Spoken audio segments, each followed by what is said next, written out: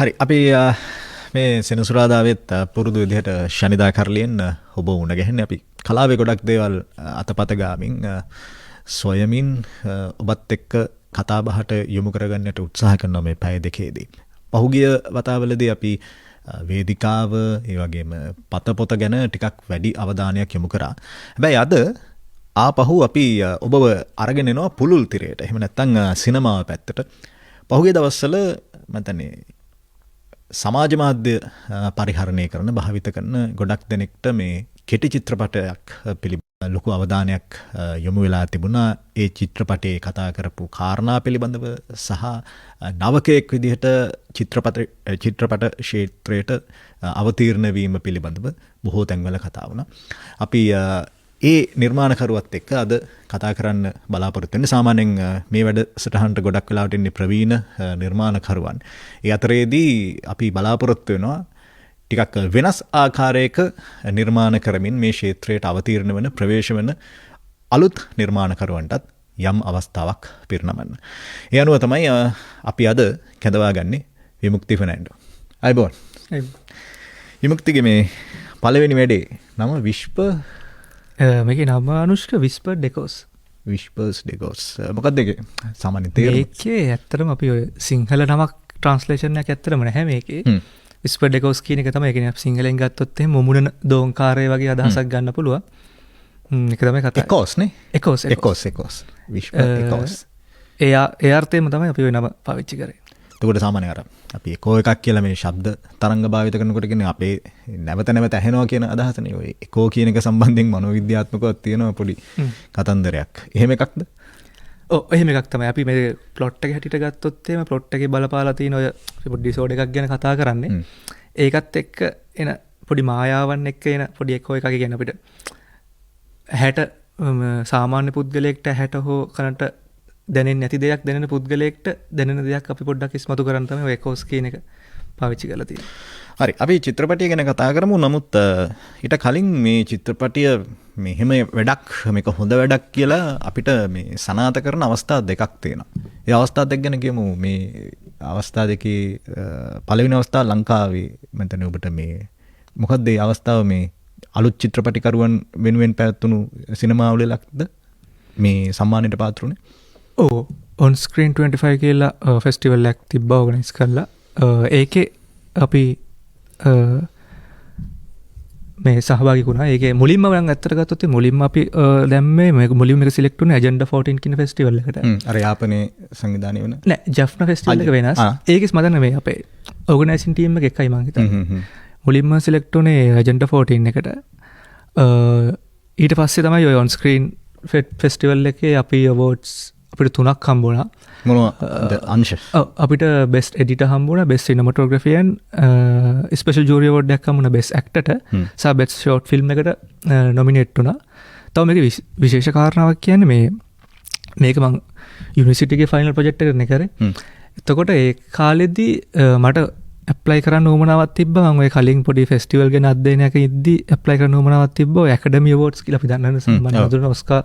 ඒකේ තියෙනවා ස්ටුඩන්ට්ලාට වෙන්න උන අවෝඩ් මේ ස්ටුඩන්ට් ඇකඩමි අවෝඩ්ස් කියලා තියෙනවා. අරකේම ස්ටුඩන්ට් ඒකේ ඔක්කොම අවස්ථාව හම්බෙන්නේ මුළු ලෝකෙම ඉන්න ඒ කියන්නේ ෆිල්ම් ස්ටුඩන්ට්ලාට නැත්නම් ඒගොල්ලන්ගේ තීසිස් ප්‍රොජෙක්ට් වලට විතර ඒකට ඇප්ලයි කරන්න පුළුවන්. ඉතින් මට ඕකට දාන්න ලොකු උවමනාවක් තිබ්බා. අපේ වැඩක් කොහොමද ඕක ගියොත් එහෙම මෙහෙම කිසි බලාපොරොත්තුවක් තිබ්බේ නැහැ. මේකට මෙහෙම සමේ මොකටවත් අපි පළවෙනි අදියරවත් පාස් වෙයිද කියන එක. කොහොම හරි මේ ප්‍රොසෙස් එකේදීත් අපේ ලංකාවේ යුනිවර්සිටියක්වත් ඒගොල්ලෝ අඳුනලා තිබ්බේ නැහැ. මෙහෙම ෆිල්ම් උගන්වනවා කියලා මොකුත් තියෙන ෆිල්ම් ස්කූල් එකක්වත් ලංකාවේ නැති නිසා. ටිකක් ලොකු ප්‍රොසෙස් එකකින් පස්සේ මම අපේ ඩිග්‍රිය නම දාලා අපේ කෝඩිනේටර්ස්ලා කන්ටැක්ට් කරලා HODලා කන්ටැක්ට් කරලා ඒගොල්ලෝ ඩිග්‍රිය අඳුනගෙන එහෙම ගිහලා ලොකු ප්‍රොසෙස් එකකින් පස්සේ දැම්මට පස්සේ කොහොම හරි මට ඒකෙත් හම්බ වෙනවා ෆස්ට් රවුන්ඩ් එකෙන් ඇතුළට යන්න. ගිහිල්ලා මේ ඒ කියන්නේ ෆෙස්ටිවල් එකේ ඉදිරිපත් කරන්න එලිජිබල් වෙන ෆිල්ම් එක.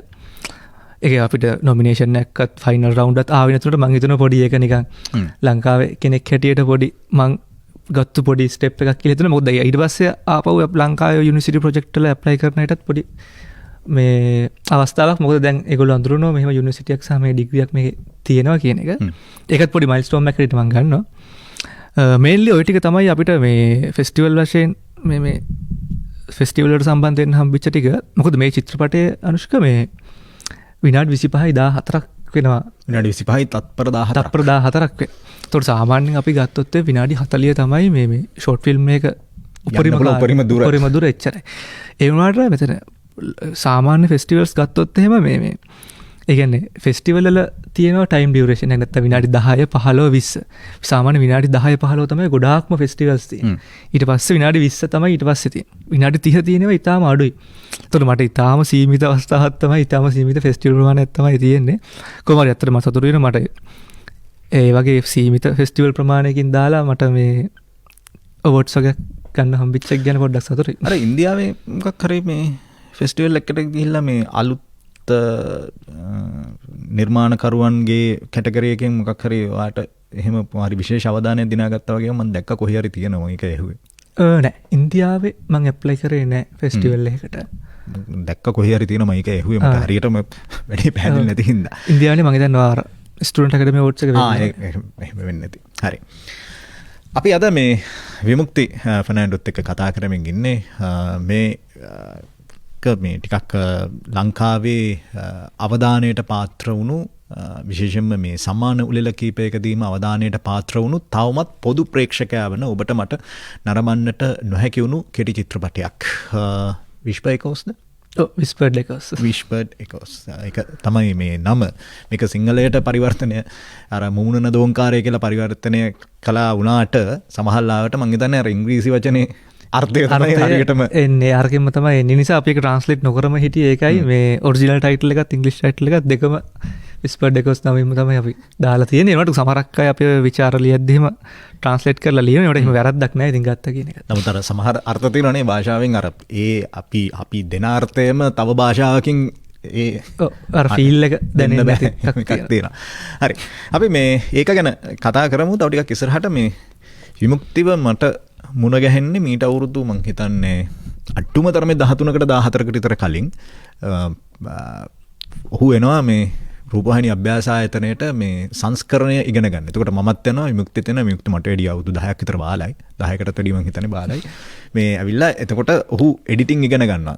වීඩියෝ සංස්කරණය ඉගෙන ගන්නවා. එහෙම තමයි විමුක්ති හම්බෙන්නේ. ඊට පස්සේ විසිටලා ගියාට පස්සේ ආපහු මේ චිත්‍රපටයෙන් තමයි විමුක්ති නිර්මාණකරුවෙක් විදිහට මට මේ පෞද්ගලිකව මුණ ගැහෙන්නේ.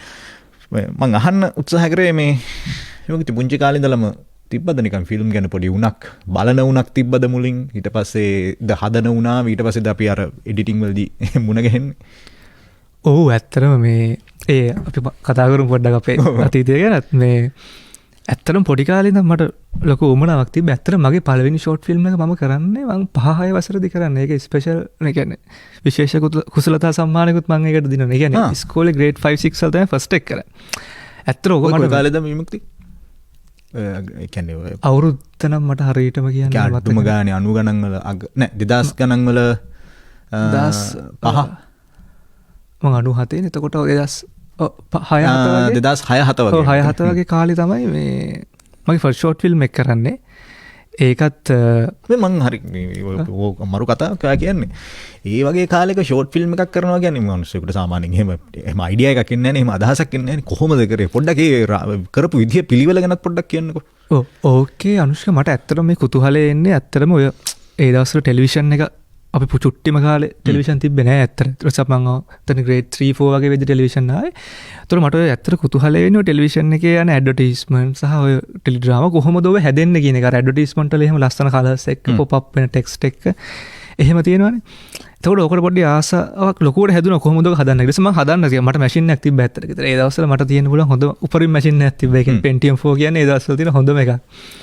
ඕකේ ඉතින් මට සොෆ්ට්වෙයාර්ස් මම තාත්තට කිව්වා තාත්තා දාලා දෙනවා මට අවශ්‍ය කරන ඒවා.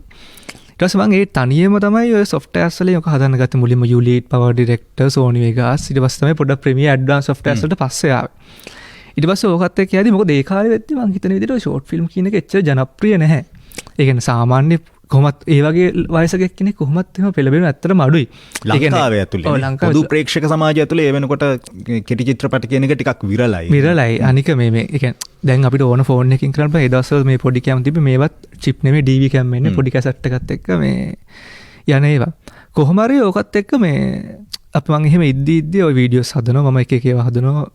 ඉන්ටර්නෙට් උත් නැහැ. අපි තනියම ඉගෙනගෙන කොහොමරි මට එකක් හරි අපේ ඔය අපේ සම්බන්ධ මක්කර එකමුතු වල මොන හරි එකක් එක ෂෝට් ෆිල්ම් ෆෙස්ටිවල් එකක් නේ කම්පිටිෂන් එකක් කියන එක මට අම්මගෙන් හෝ මට එනවා කොහෙන් හරි මට මතක නැහැ ඒක කොහෙන්ද මට කවුරු හරි කිව්වේ කියන එක මේ ඒකෙන් මේ මම ෂෝට් ෆිල්ම් එකක් හදන්න පෙළඹෙන එක මට හිතෙනවා දැන් අතට මම දැකලා තියෙනවා වැඩ කොහොමද වෙන්නේ මේ ටීවී එකේ දැකලා තියෙනවා මට එන කොන්ෆිඩන්ස් එකක් එනවා මේ මටත් පොඩි එකක් මේක හදලා දාන්න පුළුවන් කියන. ඒතර මම කැමරාස් මොකුත් නැහැ. ඒතර අපේ අම්මා දෙමව්පියෝ තමයි ඉතින් හැමදේටම ඉන්නවා වගේ මේ ඒ පහසුකම් ටික ඒගොල්ලන්ගේ ආලුවෙක් අඳුරන මාර්ගයේ මට කැමරාවක් ගෙනත් දීලා ඊට පස්සේ අපි ස්ක්‍රිප්ට් එකක් හදාගෙන ඒතර පොඩි කාලේ කැරක්ටර්ස් දෙකකුයි ලොකු කාලේ කැරක්ටර්ස් දෙකකුයි තමයි තියෙන්නේ. ඒ දෙන්නගේ පොඩි යන කතාවක් තමයි තියෙන්නේ. පොඩි කාලේ කැරක්ටර් එකට මම්ම රඟපාලා ඊට පස්සේ ලොකු කාලේ කැරක්ටර් එකට තව දෙන්නෙක් එනවා සම්බන්ධ වෙනවා. මේ හෙන කොන්ෆිඩන්ස් පිට කරපු වැඩක්. ඒ කියන්නේ මට මතකද නිකන් කතාව මොනවා කියද කියලා. ඔව් ඒකේ කතාව ඇවිල්ලා මේ ඇත්තට දැන් ඒ කතාව ගැන හිතුවොත් මට ඇත්තටම පුදුමයි මම කොහොමද ඒ කාලේ එහෙම කිතුවේ කියන එක. ඒක මහර වැඩක් ඒක. දැන් මට සමහරක් කරේ එච්චර ඕපන් හිතෙන්නෙත් නැති දර. ඒක මේ ඒ කතාව ඇවිල්ලා පොඩ්ඩක් කියන්නේ පොඩි කාලේ කියන්නේ සාමාන්‍ය අපි ගත්තොත් එහෙම මේ ඒ කියන්නේ මුල් අවදියේ මොකක් හරි වැරදි කරන නිකන් ඒ කියන්නේ පොඩි කාලේදී මොන හරි කියන්නේ අපි නිකන් වැරදි කරලා හෝ මොන මේ කියන්නේ වැරදි පැත්තට ජීවිතය ගෙනියලා ලොකු වෙද්දී හොට සිද්ධියක් සමග හු ආයි ඒ කියන්නේ හොඳ පැත්තට එනවා. අන්න ඒ වගේ කතාවක් තමයි මේ කියන්නේ. මේ සරලව කිව්වොත් මොකද ස්ටෝරි එකක් තියෙනවා දිගට. මේ කොහොම හරි එහෙම තමයි මේ කතාව හැදෙන්නේ. ඊට පස්සේ කොහොම හරි මම ඔය ෆෙස්ටිවල් එකට දැම්මා. මම කියන්නේ සම්මාන එහෙම මොකුත් බලාපොරොත්තු වෙන්නේ නෙමෙයි. නිකන් ඒකත් මම හිතන්නේ ඇවිල්ලා විවෘත. ඒ කියන්නේ ඒ දවස්වල දැන් නම් මම හිතන්නේ ෆෙස්ටිවල් වල තියෙනවා ස්ටුඩන්ට් කැටගරි එකක් වෙනවා school category university category open කරේ දවස්වල එහෙමත් තිබ්බේ නැහැ මං හිතන විදියට. ඕපන් කැටගරි තමයි ඔක්කොම. ඒකෙදි කොහොම හරි මටත් විශේෂ කුසලතා සම්මානයක් හම්බ වෙනවා. සමහරක් විට මගෙත් ඒ වයසත් එක්ක මම කරපු වැඩේ නිසා වෙන්නත් ඇති. නැත්තම් ඕපන් කැටගරි එකෙන් තෝරලා හරි මට කොහොම හරි මේකක් හම්බ වෙනවා. මේ ඒකෙන් තමයි ඒක හම්බුනට පස්සේ මට ඇත්තටම එන මොටිවේට් වෙනවා ඉස්සරහට තව වැඩ කරන්න ඕනේ සහ මේ ෆීල්ඩ් එකෙන් තමයි. ඒතකොට අපේ අම්මත් අඳුර ගන්නවා මෙයාට මේ පැත්තෙන් කලාව පැත්තෙන් තියෙනවා සහ ඒතකොට ඒ පැත්තට පොඩ්ඩක් යමු වෙනවා. එහෙම යමු වෙලා තමයි ඉතින් එහෙම එද්දී වැඩ කරගෙන එද්දී ඊට පස්සේ මම ඉස්කෝලේ කාලෙදීම තමයි මේ ජොයින් වෙන්නේ ඔය ෆොටෝග්‍රැෆි පැත්තට ආසයි තියලා. ඉස්කෝලේ යන කාලෙම මම ජොයින් වෙලා එතන ෆොටෝග්‍රැෆි පැත්තට ගියාට පස්සේ එතනම මට ආයි මට හැදෙන ෆොටෝග්‍රැෆි වලට වඩා මම වීඩියෝග්‍රැෆි පැත්තට බරයි කියලා. ඒතකොට මම එතන වීඩියෝග්‍රැෆිත් කරනවා, එඩිටුත් කරනවා, ඉවෙන්ට් කවර් කරනවා. අපි දන්නවනේ සාමාන්‍ය ඉස්කෝලෙන් දැන් කාලේ ළමයි නුත් දන්නවනේ කැමරාස් අරගෙන. දැන් ෆෝන් එකෙන් ලවානේ කරන්න පුළුවන්. ඒ කාලේ එහෙම තිබ්බේ නැහැ. තිබ්බේ නැහැ. ඒ කාලේ එහෙම අපි කැමරාවක් ගේන්න ඕනේ කොහෙන් හරි. ඒතකොට මට ඒ සම්බන්ධව හම්බුණා හොඳ ෆොටෝග්‍රැෆර් කෙනෙක් සහ වීඩියෝග්‍රැෆර් කෙනෙක්. එයා තමයි මම ඇත්තට පුරුදු කරේ. යගෙන ගැස්ටන් කුරේ කියලා. මේ කොහොම හරි ඒ කාලේ එහෙම ඉද්දි තමයි මම ඒතකොට එඩිටුත් කරනවා. එඩිට් කරන ගමන් මට අර වෘත්තීමය භාවය ඕන නැත්නම් සහතිකයක් ඕන කියන මාර්ගයෙන් තමයි මම ඔය SLTI එකට එන්නේ. මේ දැන් නම් SLMTI නේ. ඔව් දැන් වෙනස් වුණා. ශ්‍රී ලංකා මීඩියා ට්‍රේනින් ඉන්ස්ටිටියුට් එකේ මේ සංස්කරණ මේ අධ්‍යයන පාඨමාලාවට එන්නේ. ඒක තමයි මගේ ඇත්තටම පළවෙනිම මේ ඒ කියන්නේ ශාස්ත්‍රයට එනවා නම් මේ ශාස්ත්‍රය පිළිබඳව ඉගෙන ගත්ත පළවෙනිම මේ පාඨමාලාව ඒක. ඒක තමයි අපිට ඔයාවත් හම්බෙන්නේ. මේ එතකොට ඒක කරලා ඒ කියන්නේ මම ඇත්තට ඒක අද්දිත් මේ එඩිටින් කරනවා. ඒක මට ඕනේ. ඒ කාලේ අපිට අපි දැන් මොකුත් දන්නේ නැතු වෙනකොට අපිටත් වැඩිය බාල කෙනෙක් ඇවිල්ලා සමහරවිට එඩිටින් ටේබල් එකේ මාර වැඩ ටිකක් කරනවා. කාලේ මතක ඇති. මේ ඊට පස්සේ ඔහොම තමයි මේ එන්නේ. ඊට පස්සේ පසු කාලේ ඒකෙන් කරනවා අපි මේ SLTT එකේ ටෙලිවිෂන් මීඩියා ප්‍රොඩක්ෂන් එක කරන තාරක බෙද්දගේ අපි අපේ ක්ලාස් එකේ මතක් කරන්න ඕනේ පැට්‍රික් රොඩ්රිගෝ සිතුම් සමරජීව ඒ දෙන්න තමයි මට ඇත්තටම අපි දෙන්න ඒ කාලේ වැඩි කතා බහක් තිබුණේ නෑ නේ මට මතකයි නේ ඔය මුක්තිත් වැඩි කතා කරන කෙනෙක් නෙමෙයි දැන් තමයි ටිකක් කරේ කතා කරන්නේ මං හිතන්නේ මම හිටියේ වැඩිපුර මතක ඇති අර ප්‍රසාද්දුයි දිලිනනේ ඔව් දිලින ඒ දෙන්නත් එක්ක තමයි මම වැඩි පොඩ්ඩක් හිටියේ මට මතකයි ඔයා හැම ඇවිල්ලා ඉක්මනට එනවා ප්‍රෝග්‍රෑම් එකක් තියෙනවා වගේ කියලා මේ කාලෙත් හරි සුන්දරයි අපි එන එක්ස්පීරියන්ස් කන්දරා මාස 6ක 7ක කාලය තුල සෑහෙන ලොකු විනෝදයක් සහ අධ්‍යයනයක් ලැබුවා විශේෂයෙන්ම සිතුම්මයි එහෙම අපිට හොඳටම කරා සිතුම් දැන් සම්මානනීය මේ සංස්කාර චිත්‍රපට සංස්කාරවලට පැට්‍රික්ස් මේ රූපවාහිනියේ හිටියේ. ඔව් පැට්‍රික් සර්ත් එක්ක මම පසු කාලේ වැඩ කරන අවුරුදු 4මාරක් ටෙලිවිෂන් ඉද්දී ආ තමයි අපේ මේ ප්‍රෝග්‍රෑම් හෙඩ් ඩිරෙක්ටර් හිටියේ. එයාත් එක්ක මම මේ ගොඩ කාලයක් ගනුදෙනු කරා.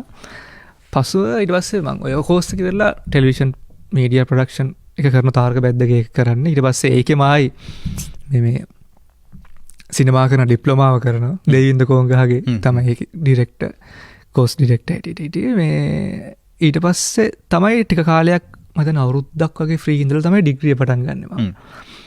දැන් මේනකොට ඩිග්‍රියක් තිබුණා. ඒතකොට ඒ කාලය ඇතුළත මම සෑහෙන වැඩ කන්දරාවක් කරන කියන්නේ වර්ක් කරන ගමන් තමයි ඔක්කොම ඉගෙන ගන්න. ඒතකොට වෙබ් මීඩියා වල මම අවුරුදු 2ක් වගේ ඉන්නවා. ඊට පස්සේ ටෙලිවිෂන් වල 4මාරක් ඉන්නවා අවුරුදු. ඊට පස්සේ වීඩියෝ ඩිටෙක්ටිව් ඇඩ්වර්ටයිසින් ඒජන්සි එක කෙටි කාලය. ඊට පස්සේ තමයි දැන් මේ ෆ්‍රීලාන්ස් ඇවිල්ලා තියෙන්නේ. ඒතකොට ඔය ඊට අමතරව එඩි ප්‍රොඩක්ෂන්ද ඉතින් ගොඩක් වැඩ යනවා. ඉතින් අවුරුදු මං හිතන්නේ දැන් අපි වීඩියෝ එඩිටින් කාලෙම ගත්තොත් මං හිතන්නේ අවුරුදු 10කටත් වැඩි. හරියටම ශේෂ්ත්‍රයට ඇවිල්ලා ගත්තොත් එimhe අවුරුදු 8 පැනලා අපි අර බිගිනර්ස් ඒ අවධියත් ගණන් කරොත් අපි මේ අවුරුදු 10ටත් වැඩි 13ක් වගේ වෙන්නත් පුළුවන්. ඇත්තට මං අර කෝස් එකේදී මට 18ක් හරි 19ක් හරි වගේ වයසක් 18ක් වගේ වයසක් තමයි තිබ්බේ. මතකද ඩොන් මායා කියන්නේ අපි ඒ කාලේ උට ක්ලාස් එකේ කිව්වේ තාත්තා කියලා. මේ දැන් ඔහු ඩොන් මායා කියන මේ ප්‍රවේශය ඇතුලේ තමයි ඉන්නේ. මේ සාමාන්‍යයෙන් ඔය කොළඹ මොකක් හරි පොතක් කෙලි දක්වන එහෙම විශේෂ සම්මන්ත්‍රණ තිබුණොත් ඔහු එනවා YouTuber කෙනෙක් විදිහට ඇවිල්ලා ඒ සියල්ල ආවරණය කරනවා. මේ ඒ දවස්වල අපේ ක්ලාස් එකේදී බොහොම තමයි තට්ටේ ගාලා හිටියේ. දැන් ඔහු සම්පූර්ණ කොණ්ඩේ රැවුල වවාගෙන ඉන්නේ. ඩොන් මායා තමයි නම. මට මේ කියන්නේ දැන් බොහෝ දෙනෙක් හඳුනන්නේ ඩොන් මායා කියලා. මේ ඒ කාලේ මම කියපු නම මායා කියලා තමයි මේ අපි කවුද මේ මහින්ද පාලස එහෙම කතා කරේ. මට ඇත්තට මතක නෑ. ඔව් ඇත්තටම ස්වරූපේ වෙනස්. දැන් විමුක්ති මේ තව පුතා මතක ඇති. පුතා කියලා තාත්තා පුතා කියලා අපි ක්ලාස් එකේ ෆොටෝග්‍රැෆර් දිලින තමයි පුතා. එහෙම අර මේ සුන්දර කාලයක එහෙම අධ්‍යයනය කරපු පිරිසක් එක්ක එකතු වෙලා තමයි මේ ආපහු මේ නිර්මාණ පිරිනමන්නේ. හරි. අපි අද මේ කතා කරමින් ඉන්නේ මේ විශේෂයෙන්ම කෙටි චිත්‍රපට පිළිබඳව උනන්දුවක් දක්වනවා නම් මේ විශ්වකෝස් කියන තාමත් පොදු ප්‍රේක්ෂකයා වෙන ඔබට මට නරඹන්නට නොහැකි වුණු. නමුත් මේ චිත්‍රපටයේ තියෙන ගුණාත්මක භාවයෙන් හින්දාම ලංකාව තුළ සම්මානයට සහ අවධානයට පාත්‍ර වුණු චිත්‍රපටය ගැන අපි කතා කරන්න බලාපොරොත්තු වෙන්නේ. මේක ඇත්තට වැදගත් වේවි මේ නවීනයන්ට මේ ක්ෂේත්‍රයට එන්න බලාපොරොත්තු වෙන ඉන්න නවීනයන්ට මේ කතා බහ අතිශය වැදගත් වේවි. සමහර විට ඔබේ දුව පුතා දරුවා යම් විදියකට සිනමා ක්ෂේත්‍රයට එන්න මොකක් හරි උත්සාහයක් තියෙනවා නම් උණක් තියෙනවා කියලා ඔබට තේරෙනවා නම් මේ කතාව අහන්න මේ වැදගත් වේවි. මොකද මේ කොහොමද ඒ සඳහා වන ප්‍රවේශය ලබා ගන්න කියන කතාව අද විමුක්තිය අපිට ඔහුගේ අත්දැකීම් ඇසුරෙන් මේ වැඩේ ගැන කතා කරાવી. මේ වැඩසටහනදී කතා කරાવી. අපි ඔබට ආරාධනය කරන අපේ City FM Facebook fan page එක ඔස්සේ අපිව නරඹන ගමන් ශ්‍රවණය කරන්න. නැත්නම් 89.6 89.8 ඔබට අපිව අහන්න පුළුවන්. හරි විමුක්ති මේ යනිවටෙක් එක ලංකාවේ මං හිතන්නේ මේ ඒ කාලෙත් ගොඩක් ප්‍රශ්නයක් තිබුණා මේ සිනමාව හදාරන්න ලංකාවේ හරියමන් තැනක් නැහැ කියලා. අපිට මතක විදියට මේ ෆවුන්ඩේෂන් එක මැදනේ ඒ කාලේ සිනමා සම්බන්ධයෙන් ඩිප්ලෝමා එකක් තිබ්බා. ඊට පස්සේ මම දැන් වෘත්තීය තාක්ෂණ විශ්වවිද්‍යාලයේ රත්මලානේ වෘත්තීය මට්ටමින් ඒ ගැන හදාරන්න අවස්ථාව ලබා දීලා තියෙනවා මේ වෙනකොට. මම එතනට එන්න කලින් අහන්නේ මේ නිකන් හිතුන්නේ නැද්ද දැන් ඔබ ප්‍රායෝගිකව යම් විදිහකට වැඩ කරමින් හිටියානේ. එතකොට ඒකත් එක්ක තමයි මේ මේ ෆිල්ම් කියන වැඩේ ප්‍රායෝගික විෂයක්නේ. පොත්වලින් බලලා එහෙම මේවා කරන්න පුළුවන් කටපාඩම් කරලා එහෙම ක්ෂේත්‍රය තුල ගන්න ඒක ඒවත් එක්ක වැඩ කරන්න සිද්ධ වෙනවා. ඇයි මෙච්චර දුරට හදාරන්න ඕන කියලා හිතුනේ මේ ප්‍රායෝගික වැඩ කරන්න ඉඩකඩ ඔබට හැදිලා තියෙද්දි? ඔව් ප්‍රායෝගික වැඩ කරන්න නම් ඉඩකඩ ඇත්තටම තිබ්බා. අර අපිට අපි අර ඇඟේම තියෙන හෝ මොකක් හරි එකක් නිසා අපිට අර දුන්නු ගමන් ඒකත් එක්ක අපිට ඕන දෙයකට ඇඩප්ට් වෙන්න පුළුවන් හැකියාව තිබ්බ මේ ක්ෂේත්‍රේ.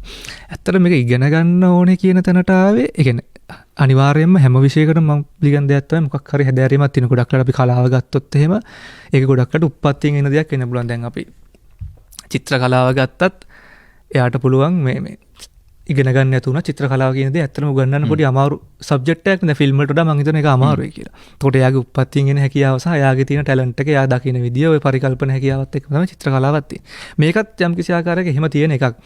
කියන්නේ තමන්ගේ බලාගෙන හෝ තව දෙයක් කරපු කෙනෙක්ගේ දිහා බලාගෙන පොඩ්ඩක් කියන්නේ තමන්ට වැඩක් කරගන්න පුළුවන් තත්ත්වයක් ඇත්තටම තියෙනවා. ඇත්තටම මේක හැදෑරීම අවශ්‍ය වෙන්නේ මං හිතන විදිහට මේක ඉන්ඩස්ට්‍රි එකක් හැටියට තේරුම් ගන්න කොහොමද කියන එක. ඇත්තට අපි දැන් ෆිල්ම් ගත්තොත් එහෙම ෆිල්ම් කියන්නේ ලොකු බිස්නස් එකක්. ලෝකෙම ගත්තොත් එහෙම ඩොලර් බිලියන ගානක ලොකු ඉන්ඩස්ට්‍රි එකක් මේක. ඒ බිස්නස් එකට නැත්තම් ඔය ෆිල්ම් ඉන්ඩස්ට්‍රි එකට ඇතුල් වෙනවා කියන්නේ අනිවාර්යයෙන්ම නොලෙජ් එක නේ. ඒ කියන්නේ ෆිල්ම් කරන නොලෙජ් එකම නෙමෙයි කියන්නේ. ස්ක්‍රිප්ට් එකක් ලියලා අපි මේ ෂූට් කරලා මේ කතාව ඩිවෙලොප් කරනවා කියන එකම නෙමෙයි ෆිල්ම් කියනකොට දැන් තියෙන තත්ත්වය අනුව ගත්තොත් එහෙම. මේක ඇතුලේ ලොකු ප්‍රාග්ධනයක් තියෙනවා මේවා කරකෙන්නේ කොහොමද සහ ඒ ලොකු වපසරියම අපි ඔලුවට ගන්න ඕනේ. ඒ කියන්නේ දැන් ලංකාවේත් ගොඩක් වෙලාවට සමහරක් අයට තියෙන ප්‍රශ්නේ තමයි ෆිල්ම් එකක් කරත් ඒක එළියට දාගන්න බැරි හැම ප්‍රශ්න ගොඩක් තියෙනවානේ. නේ සමහරක් වෙලාවට මට හිතෙනවා ඒවට සමහරක් වෙලාවට උත්තර හම්බෙන්න පුළුවන් මේ කියන්නේ සිනමාව හරියට හැදෑරුවොත්. ඒ කියන්නේ අපි ඉගෙන ගන්න ඕනේ අර කලාව පැත්තිනුත් කොහොමද අපි ස්ටෝරි එකක් ඩෙවලොප් කරන්නේ සහ ඒ තියෙන මේ තියරි ටිකත් අපි ඉගෙන ගන්න ඕනේ අනිවාර්යයෙන්ම. ඒකත් එක්ක මේක අර ඉන්ඩස්ට්‍රි එකක් හැටියට මේකේ සර්වයිව් වෙන්න ඕන නම් මේකේ ඉදිරියට වැඩ කරන්න ඕන නම් තමන්ගේ පාත් එක ඒක නම් මං කියන්නේ අනිවාර්යයෙන්ම එහෙනම් මේක අපි අධ්‍යයනයකට යන්න ඕනේ. මොකද එතකොට තමයි මේ ඉන්ඩස්ට්‍රි එකේ තියෙන හැඩය මොකද්ද අපි වැඩ කරන්න ඕනේ කොහොමද තමන්ගේ තියෙන නිකන් ඒ කියන්නේ තමන්ගේ පරිකල්පන හැකියාව මතින් කොහොමද අපි ස්ටෝරි එකක් බිල්ඩ් කරන එක කොහෙටද පිච් කරන්න ඕනේ මේ ඔඩියන්ස් එක හඳුනාගන්නේ කොහොමද සහ කරුණු ගොඩාක් තියෙනවා ඔක පිටිපස්සේ. ඔව් සාමාන්‍යයෙන් මේ වැඩසටහන ප්‍රවීණයන්ම සමහරලාට කියන ෆිල්ම් එක හදන එක නෙමෙයි වැඩේ හදලා ඔක පෙන්නගෙන දුවවන එක තමයි වැඩේ කියලා. ඔව් මේ ඒකත් ඇත්ත කතාවක්. ඒ කියන්නේ සමහරක් වෙලාවට දැන් කොච්චර දක්ෂ අධ්‍යක්ෂකවරයෙක් වුණා සමහරක් වෙලාවට අපි දකිනවා මේ ඒක ඔඩියන්ස් එක පිච් කරන එක කියන්නේ එයාගේ ඔඩියන්ස් එක මොකද්ද කියලා සමහරක් වෙලාවට හඳුනා ගන්න බැරි ප්‍රශ්නයක් තියෙනවා. ඒක සමහරක් වෙලාවට ඉතින් ඒක එයාගේම වැරද්ද කියන්න බෑ. ඒක සාමාන්‍ය ලංකාවේ තියෙන සිස්ටම් එකත් එක්ක මේක දුවන විදිහත් පොඩි ගැටලු වගේක් තියෙනවා. මේ ඒතකොට ඒක පොඩ්ඩක් දැනගෙන ඉන්නත් ඕන. අපි දැන් මෙහෙම ලංකාවේ ඇතුළේ ෆිල්ම්ස් කරනවා අපි කොහොමත් හොලිවුඩ් ලෙවල් එකට තාම ලංකාවේ එහෙම කරන්නේ. ඒ කියන්නේ හොලිවුඩ් වල මේන් ස්ට්‍රීම් දුවන්න අපි ෆිල්ම් කරන්නේ නැහැ නේ තාම. ඒතකොට අපි නැත්තම් උඩරිම අපේ කෑන්ස් ෆෙස්ටිවල් නැත්තම් ඉන්දියාවේ පූනේ ඔය ඒ වගේ ෆෙස්ටිවල් වල අපිට නියෝජනයක් හම්බ වෙනවා. ඒ අරුණම එහෙ අපි ඩයස්පෝරා එකට ෆිල්ම්ස් ටික පෙන්නනවා කොහොම හරි කියන්නේ හෝල්ස් දෙක තුනක වගේ. ඊට අමතරව වෙන රටක මේන් ස්ට්‍රීම් එකක් නැහැ කොහොමත් ලංකාවේ ෆිල්ම් එකක් දැනට. එතකොට මේ ওই හැදෑරීම අවශ්‍ය වෙන්නේ මම හිතන්නේ යන්න ඒ කාරණේට කියලා මම හිතනවා වැඩිපුරම මොකද මේක මේ ඉන්ඩස්ට්‍රි එකක් ඇතුළත තේරුම් අරගෙන කොහොමද මේක පවතින්නේ කියන එකත් එක්ක තමයි මම හිතන්නේ ওই හැදෑරීම ගොඩක්ම අවශ්‍ය වෙන්නේ. සහ ඊට අමතරව මේ තියෙන න්‍යායයන් ඒ කියන්නේ අපි හොලිවුඩ් ෆිල්ම්ස් වල ගත්තොත් මේගොල්ලෝ ලියන ස්ටෝරි තියෙනවා. කියන්නේ ස්ටෝරි එකක් කොහොමද බිල්ට් වෙන්නේ? අපි දන්නවා දැන් සිට් ෆීල්ඩ් එකේ ගත්තොත් මේ ස්ටෝරි ස්ට්‍රක්චර් එකක් තියෙනවා. ඔය තියරි අපි ඉගෙන ගන්නවා. කොහොම ප්ලොට් පොයින්ට් එකක් හැදිලා කොහොමද කතාව බිල්ඩ් වෙලා එද්දි ක්ලයිමැක්ස් එක කොතනටද පිච් කරන්න ඕනේ සහ ස්ටෝරි ආක් තියෙනවා. කතන්දර ගොඩාක් තියෙනවා. දැන් අපි තියරි ගැන කතා කරන පැත්ත ගොඩක් තියෙනවා. මේ අන්න ඔය කාරණාවත් එක්ක ඒ කියන්නේ ඔය ඔක්කොම කාරණා එක්ක මම හිතන්නේ මේ ෆිල්ම් කියන එක අනිවාර්යෙන් හදාරන්න ඕනේ තමන්ගේ වෘත්තිය කරනවා වෘත්තියට තමන්ගේ වෘත්තිය හැටියට තෝර ගන්න ඕන ෆිල්ම් කියන එක අනිවාර්යෙන් මම හිතන්නේ විෂයක් හැටියට හදාරන්න ඕනේ මේ ඩිග්‍රියක් නෙමෙයි අපි ඊටත් වඩා පුළුවන් නම් යන තරමට හොඳයි මොකද ෆිල්ම් කියන්නේ ඒ කියන්නේ ටෙක්නොලොජිත් එක්ක ගොඩක් වෙලාවට වැඩ කරන දෙයක් සහ ඉක්මනට අප්ඩේට් වෙනවා මේ තියෙන ටෙක්නොලොජි නේ මේ හෙට තියෙන්නේ මාර ඉක්මනට අප්ඩේට් වෙනවා මේ ඒක තමයි කියන්නේ වෘත්තියක් වශයෙන් කරනවා මම කියන්නේ සිනමා අධ්‍යයනය අනිවාර්යෙන්ම ඕනේ කියන එක. ඔව් මේ ධනුෂ්ක ගුණතිලක මරු කතාවක් කිව්වා මේ දන්නවද ධනුෂ්ක? ධනුෂ්ක ගුණතිලක දැන් මම දැන් ලංකාවේ නෑ ඌ දවසක් හරි අපූර්ව කතාවක් කිව්වා පූනේ විශ්වවිද්‍යාලයේ මේ ඌ ගිහිල්ලා අධ්‍යයනය කරගෙන ඉන්නකොට ඔය මම හිතන්නේ ඔය සිනේ කියන්නේ ඩිජිටල් කැමරාව ඇවිල්ලා තියෙනකොට උන් හදාarලා තියෙන්නේ අර ෆිල්ම් රීල් වලින් මේ ෂූට් කරන එක. ඊට පස්සේ ඩිජිටල් ආවට පස්සේ දැන් ආපහු අපි අමුතුවෙන්ම මේක ගැන අධ්‍යයනය කරන්න වෙනවනේ කියලා ඔහුගේ මේ ගිහිල්ලා ඔහුගේ සර්ට් එක ගමු සර් අපරාධනේ අපි අර ඉගෙන ගත්ත දේවල් දැන් මේ අපිට දැන් අලුත් දේවල් ටිකක් ඉගෙන ගන්න වෙනවනේ කියලා කිව්වම ඔහුගේ ගුරුවරයා කියපු දේ තමයිලු මේ වාහනේ වෙනස් වුණාට පාර එකයිනේ. ඔය උදාහරණයක් මට සෑහෙන මතකයි දැන් අවුරුදු 10කට විතර කලින් ඔක ධනුෂ්ක කිව්වේ. මේ කියන්නේ අපි අධ්‍යයනය කරන දේවල් අර මූලික න්‍යායයන් තාක්ෂණිකව අලුත් දේවල් ආවට ඒ න්‍යාය වෙනස් වෙන්නේ නැහැ. ඒවත් එක්ක තමයි අපිට යන්න වෙන්නේ. හරි පාර තියෙනවා වාහනේ වෙනස් වුණාට ඒක හයිබ්‍රිඩ් වෙන්න පුළුවන් ඉලෙක්ට්‍රික් වෙන්න පුළුවන් ප්ලග් ඉන් හයිබ්‍රිඩ් වෙන්න පුළුවන් නමුත් මේ යන්න තියෙන පාර එකයි. ඒ වගේ එහෙම හදාරීමක් කරන්න ඕන මට මේ ඒත් එක්කම ඊළඟට විමුක්තියෙන් අහන්න තුන විමුක්ති මේ තාම ලංකාවේ ෆිල්ම් ක්‍රමිකව දැන් දියුණු වෙමින් පවතිනවා මේ කර්මාන්තයක් විදිහට මේ ක්ෂේත්‍රයට එන කාලේ එහෙම කර්මාන්තයක් විදිහට දියුණු වෙලා තිබුණේ නැහැ. ඒ කියන්නේ ඉගෙන ගන්නවත් එහෙම හරි හමන් තනක් නොතිබිච්ච කාලෙක මේක තමන්ගේ ප්‍රොෆෙෂන් එක. එහෙම නැත්නම් මේ ෆිල්ම් හදන එක නැත්නම් ඒ ක්ෂේත්‍රයේ තමන්ගේ වෘත්තිය කරගන්නවා කියලා එහෙම කොහොමද විශ්වාසයක් එන්නේ? මොකද ගොඩක් වෙලාවදී අපි මොන දේ කිව්වත් ආර්ථිකය හැම දෙයකටම බලපානවනේ. ඒ ස්ථාවරත්වය හැම දෙයකටම බලපානවා. ඉතින් එහෙම කර්මාන්තයක් විදිහට ස්ථාවර නොවන ක්ෂේත්‍රයකට එන්න වාව බල කරේ කවුද? බල කියන්නේ වාට එහෙම බල කිරීමක් එහෙම සිතුවිල්ලක් එන්නේ කොහොමද? ඕක හැබැයි ඇත්තටම මේ අනුෂ්ක මේ ඕක මට පොඩි කාලේ ළම තිබ්බ එකක්. කියන්නේ මේ ඉගැන පොඩි කාලේ ගොඩක් අය අපි ස්කෝලේ පොඩි කාලේ හැව්වම කවුරු වෙන්නද කැමති ඉංජිනියර් ඩොක්ටර් කියන එකනේ තිබ්බේ. මගෙත් ඔක පොඩි කාලේ තිබ්බේ ඕකම තමයි. ඉතින් මමත් කියන්නේ සාමාන්‍යයෙන් බිස්නස්මන් ඔය ටිකනේ අපි හැමෝම කියන්නේ. හැබැයි යම් කිසි කාලයක කියන්නේ ප්‍රයිමරි එකෙන් පැන්නට පස්සේ මම මේකත් එක්ක ආවට පස්සේ මම කියන්නේ කවුරුත් දෙන්නේ නැති උත්තර. કોઈ ෆිල්ම් ඩිරෙක්ටර් කෙනෙක් වෙනවා කියන එක මගේ ඒ කාලේලම තිබ්බ එකක්. මේ ඇත්තට ගත්තොත් එහෙම මේ ලංකාවේ මේක පොඩ්ඩක් රිස්කි වැඩක් තමයි ෆයින් කියන එක. එන ගොඩක් රිස්කි වැඩක්. ඒ කියන්නේ ෆුල් ටයිම් ඉන්නවා කියන එක. මේ විශේෂයෙන්ම මොකද මේ ලංකාවේ අපි කොච්චර හිතන්නකෝ දැන් මට කොච්චර ආවේ නික කියන්නේ මට හොඳ කන්සෙප්ට් එකක් නැත්තම් මගේ පරිකල්පන හැකියාවේ මං ලෝකේ තියෙන ඉහළම ෆිල්ම් එකක් මම හැදුවා කියමුකෝ. එහෙම හැදුවත් අපි ඒකේ වීදම් කරපු ගාන හොයාගන්න අනිත් පැත්තට රිටර්න් ගන්න පුළුවන් ද වෙයි කියන එකේ පොඩි ගැටලුකාරී තත්ත්වයක් ලංකාවේ පොඩි නෙමෙයි ඒක ටිකක් ලොකුවට තියෙනවා.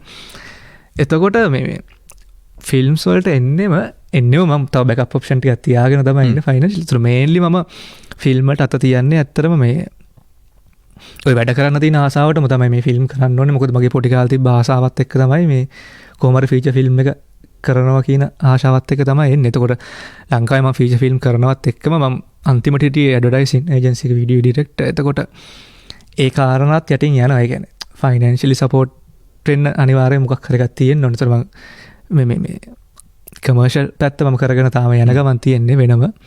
සහ පෝස් ප්‍රොඩක්ෂන් පැත්ත ඒ ටික යනවා. ඒවත් එක්ක තමයි මේ යන්නේ. කියන ඇත්තට ගත්තොත් එimhe ෆුල් ටයිම් අනිත්‍යව මොකුත් නොකර ෆිල්ම් වලටම එනවා කියන එක ලංකාවේ ඇත්තට අමාරු වැඩක්. ඒ කියන්නේ අපිට බෑකප් ඔප්ෂන් එකක් අනිවාර්යෙන් තියෙන්න ඕනේ වෙන කොහෙන් හරි.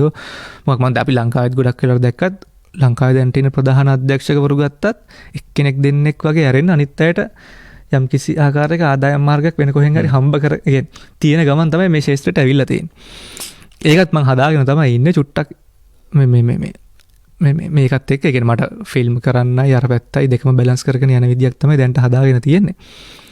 මේ ඒ කාරණාත් එක්ක තමයි මොකද දැන්ට පෝස්ට් ප්‍රොඩක්ෂන් හවුස් එකක් හැටියට මම රන් කරනවා. සයිඩ්වර්ටයිසින් පැත්තට යනවා. ඒතකොට ඩිජිටල් මාකටිං පැත්ත, මීඩියා කන්සල්ටින් පැත්ත වගේ පොඩි කම්පැනියක් දැන් ස්ටාර්ට් කරන ගමන් පොඩි ග්‍රවුන්ඩ් වර්ක් ටික දාගෙන ෆවුන්ඩේෂන් එක දාගෙන යන ගමන් තියෙන්නේ.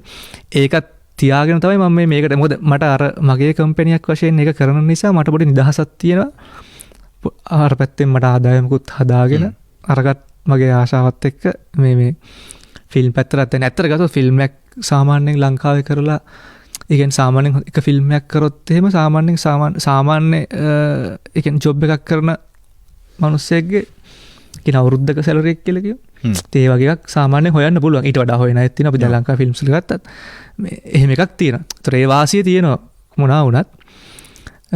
අනිවාර්යෙන් ලංකාවේ ඉතින් කරනවා නම් මම කියන්නේ අර පොඩි බැලන්ස් එකක් තියාගෙන එහෙම යන එක තමයි පොඩ්ඩක් තමන්ගේ අර ආර්ථික නුවණට හුරු වැඩේ. හරි. අපි අද විමුක්ති ෆර්නැන්ඩෝ එක කතා කරමින් ඉන්නේ. ඔහුගේ කෙටි චිත්‍රපටය විශ්ව එකෝස් කියන මේ නාමය යටතේ තමයි එන්නේ. ඉදිරියේදී ඔබට අපිට බලා ගන්න පුළුවන් වෙවි. මේ අපේ පැයේ ප්‍රවෘත්ති ටික අහන්න කලින් මට ආපහු හිතුණා ඔබ මේ රත්නලාන වෘත්තීය තාක්ෂණ විශ්වවිද්‍යාලය පැත්තට අරගෙන යන්න. මොකද මම හිතන්නේ ඒක වැදගත් වේවි. මේ අලුතෙන් මේ ක්ෂේත්‍රයට එන්න බලාපොරොත්තුෙන් ඉන්න උදවියට ෆිල්ම්ස් ගැන හදාරලා ඒ යන්න තියෙන මාර්ගය ගැන පොඩ්ඩක් විමුක්තිය අපි ඔබේ අත්දැකීමෙන්ම කියමු එක. ඇත්තට අපිට ඒක ඇලි ඉස්සෙල්ලා පොඩ්ඩක් මගේ අරුණා. මතක් කරපු එක හොඳයි මේ. මුලින්ම අපිට මේ ඇත්තට ෆිල්ම් ඇන්ඩ් ටෙලිවිෂන් කියන්නේ සිනමාව හදාරන්න අපිට තිබ්බේ නෑ. ගොඩක්ම තිබ්බේ එක මම දන්න විදිහට තිබ්බේ එක ඩිග්‍රී එක කැලණියේ තිබ්බ ඩිග්‍රී එක. එතන ඒකට ගත්තේ ඒ ලෙවල් වලින් විතරයි.